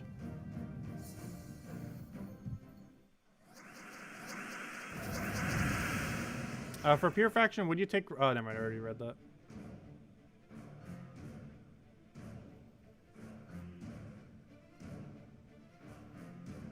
You still don't have Guard's Avatar? Oh yeah, you can end up running Gargoyles for the earlier fights. You can run Tesla. You can run any other AoE, like if you want to build a Phoenicia build or something similar. Because Phoenicia kind of does what Guard's Avatar does. And you have access to Mirage Queen too as well. So no Leprechaun, but you can easily use a different mana accumulator like Marilith or something. No, Marilith does mana blocker, but you can do some kind of Empower into her or something similar.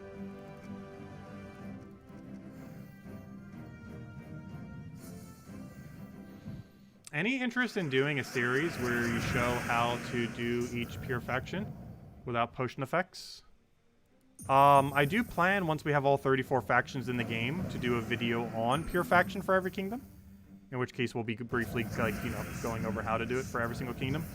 As well as the most updated team that I could think of for each one. But, yes, that would kind of be what you asked. It'll be slightly less in-depth compared to, like, an entire video on each individual one. But it would be one video that briefly goes over all 34. Or, you know, long enough that it would explain everything. But, you know, brief as in, it'd be like a minute or two per faction. Just so the video's not over an hour, hopefully. It might still be over an hour, we'll see. But I want to aim to have that video under an hour.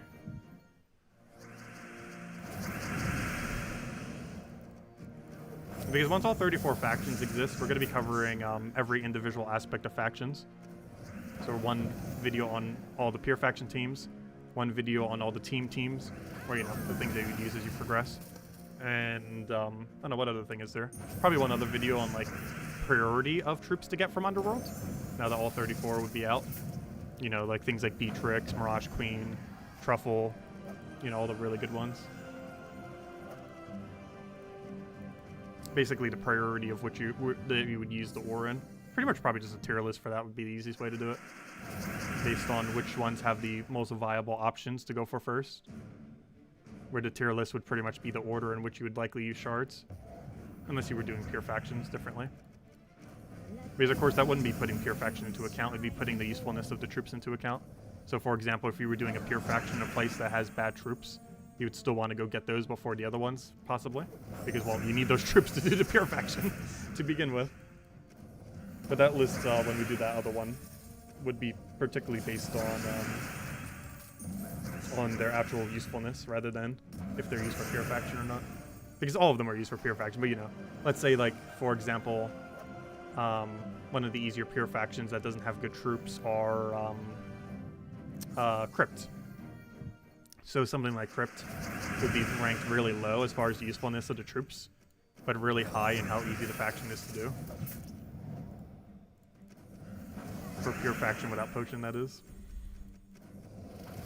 Though some of them have overlap, where they both have good troops and they're a good pure faction to do, such as Stone Song Aerie, where their troops are both good and it's easy pure faction. Actually, most of the places that have good troops also have an easy pure faction, for the most part. Second Fleet's one of those that isn't as easy, though, that has a good troop there. Mostly because Mirage Queen is very situational. Or, you know, like, Mirage Queen can't, like, hold it on its own. Whereas something like a Truffle spam can, something like Beatrix spam can, running, like, 4 Beatrix for the pure faction. Stuff like that. Like, it's both a good troop and it just, like, solos the pure faction easily.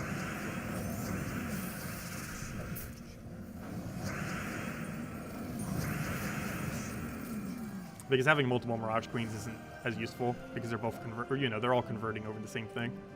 You don't get curse value because, well, they all have curse.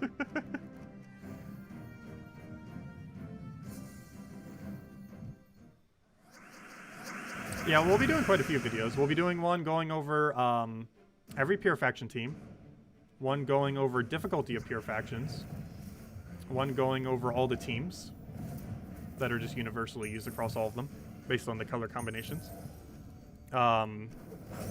Then another one on the usefulness of each faction, or, you know, the troops within the faction. Basically, shard priority. So that would ignore pure faction usage. But, you know, it'd be listed based on their usability. And maybe one other video we'll see. Yeah, at least a few of them. But I want to wait till we have every faction, so those probably won't be coming out until holiday season. Because the next one, we don't know the official date for either. But given that we just got one today, we can assume the next one is mid to late October. And then the one after that should be like early to late December. And then at that point we could start covering it. Because then we'd have all of them. Or, you know, all of them that are realistically to have in the near future. Because we're still going to get more kingdoms, and then those kingdoms are going to get factions. As far as the current batch, those would be the end of them. So then we can cover everything.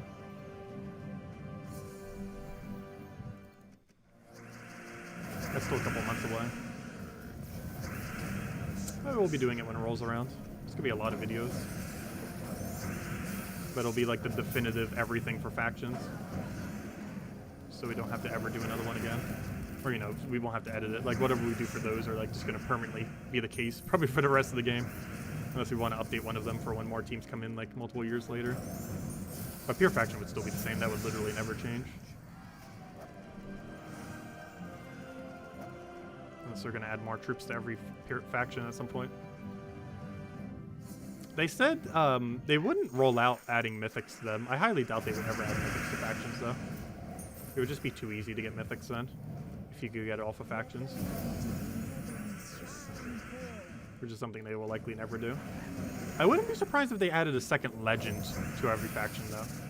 I don't think they would ever add a mythic to every faction. Because they're basically handing out 34 free mythics if they do. Not literally free, but relative to how you obtain a mythic compared to how you would obtain those mythics, they're basically free. If they were to do that. Which means they probably won't. Hello, Rob. Let's see. Is there a good weapon to sub in place of Zugoff team if you for what you're using? You mean the Explore version? Because the current one that we're doing right now has no weapon on it. Has no hero. But if you mean the one we normally run for Explorer, I normally run either Flask or Flamerfur. If you're talking about a replacement for Flamerfur, Urskia Crown is the closest thing. If you're talking about a replacement for Flask, Rope Dart is the closest thing.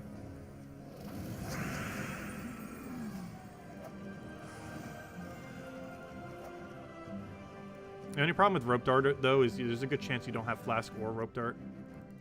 But in the case of the other one, Urskia Crown's really easy to get. I believe it still obtains just from completing out Urskia Kingdom, if I'm not mistaken. Where you just do the quest line and then you get it. Let's see. I can't remember if they actually changed how you get it or not. That's how you used to get it. Because you just did Urskia Kingdom and then it just gave you a free crown midway through the storyline.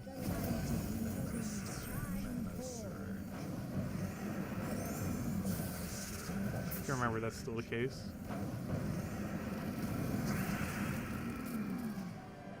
Oh, this team? Replace Zugaf with Mirage Queen. Mirage Queen gives you Curse so you can devour anything. If you do that, you might want to replace Harpy Mage for a second damage source though. But, yeah, you would just replace this with Mirage Queen. Mirage Queen gives you Curse, and Curse allows you to make sure you can devour everything on the opposing team. Because the main reason we have Zugaf, other than the skulls, is to get rid of their immunity. Or not immunity, but to basically kill anything that has immune to devour. But the way that you bypass that is Mirage Queen. Not only does it still have skull spam, so it does that effective roll that Zugaf does, but it also has Curse, so you can actually devour all 4 of them, even if they have immune. Like this battle, we'd be able to devour the 4th slot if we had Mirage Queen. Though the alternative, though, because we were running Zugaf, is we simply kill it with Zugaf instead. But otherwise, you would use Mirage Queen and then devour it, because you would no longer have immune to devour then.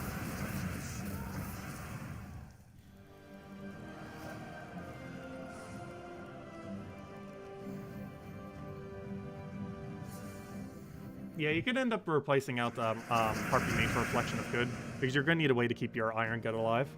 Because the reason we don't care if Iron Gut dies in this composition is Zugaf can solo, if it does. But yeah, if you're dropping Zugaf, you would need a way to keep him more alive. So yeah, replacing that for Reflection of Good could be pretty good. Like hero class using Archmages for Reflection of Good would be a good alternative. Because you can cast Reflection of Good on Zugaf to keep it alive. I mean on Iron Gut, to keep it alive.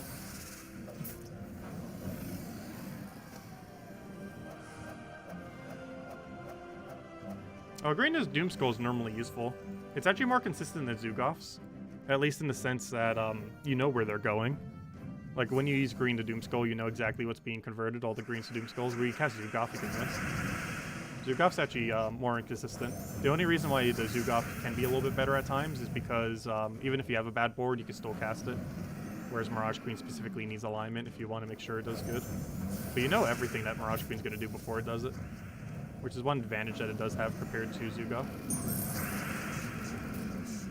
The only problem is actually getting alignment. Because most teams that you run with Mirage Queen do not have a way to create green. And well, if you're doing like Truffle or something, but you can't use Truffle in this faction, unfortunately.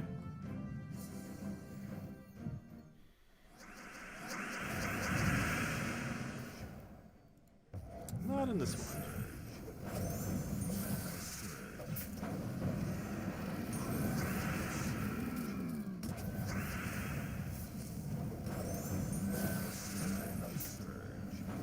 What's the pure team for this faction? Either 1 epic into 3 legend or 2 epic into 2 legends.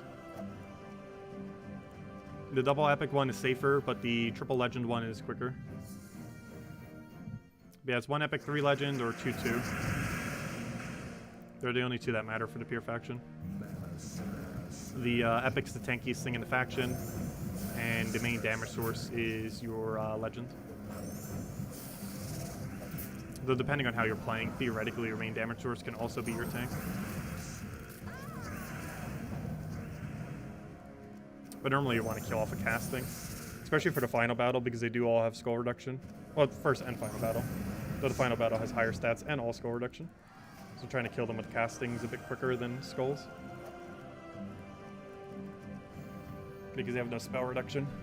Unlike Hall of Guardians. Because Hall of Guardians was annoying because you had to worry about both. But this one, you only have high score reduction, so you can simply just go for their, through with spells. I'm gonna take that for now. I forgot, all of these except one have immune to Devour, don't they? This would be a great instance where Mirage Queen would actually be better. There's just so many things that have immune. And it makes it so we have no value for that cast. Still worth doing though. Even though it's no value, still worth going for. Main reason for that is I'm trying to putting him into kill range. We have so much magic that still pokes him, still of course. And while Iron God does have a notoriously low amount of damage when he doesn't get Devour, with how much extra magic we have, it makes it not as useless. So is that going forward if nothing else?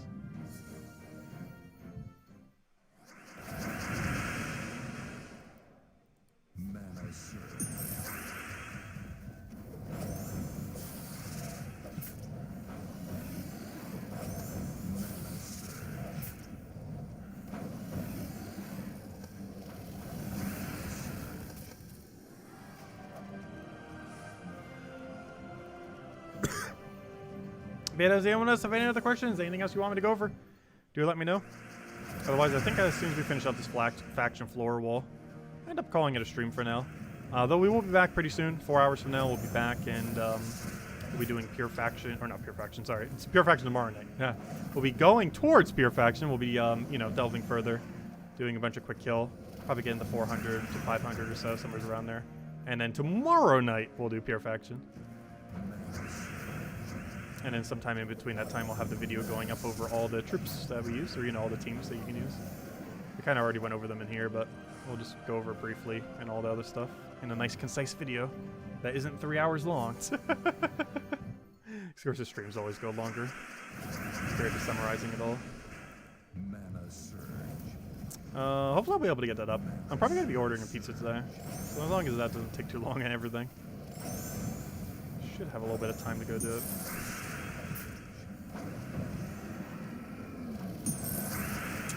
Let's see. Take that down.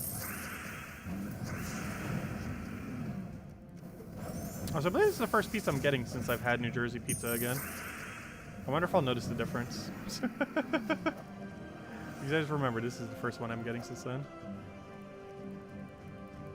Well, we'll find out. But anyways, guys. Oh, we actually have all the rewards done. That's normally where I like to go to as well. Oh, we already did it. Perfect. I always like to get at least that point in the morning stream, if not further. And, well, we got further than that. Hey, a blue. One of everything. Come on, purple, purple, purple. Or blue. Blue's good, too. Come on, purple is one of everything. No! So close. Not quite. We almost got a rainbow. But there we go. We got all the rewards. However, that's not everything. Obviously, we're going for 500. And then 500 Pure Faction. So even though we got all the rewards. You generally have all rewards by 230. If you do no skip at all, 230... Oh, excuse me. Level 230 faction gives you pretty much all rewards if you do absolutely no skip all the way up to that point. 230, 240, sometimes 220, depends on multiplier and stuff like that. But around like 220 to 240 would get you all rewards. So if you don't want to go do Pure Faction and you still want to get all these rewards, consider that. I believe about tier 4 or 5? Yeah, like around where the weapon is and maybe the next tier after is enough to get to all rewards if you're just doing it for that purpose. Though most people by that point just go all the way to Pure Faction. Like if you have the stats, you might as well just go all the way by that point.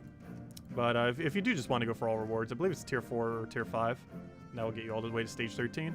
And level 230 no skip is enough to get all rewards around there.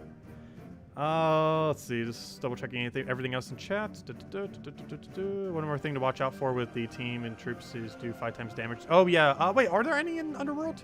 I don't think there are any in Underworld that does 5 times damage to them. I don't believe there is. Outside of Underworld, if you're doing like Explore, you have to worry about that constantly. But I don't believe there's anything like that in Underworld. I don't recall. There might be some Raid Slayers in some of them. They're very rare though if they are.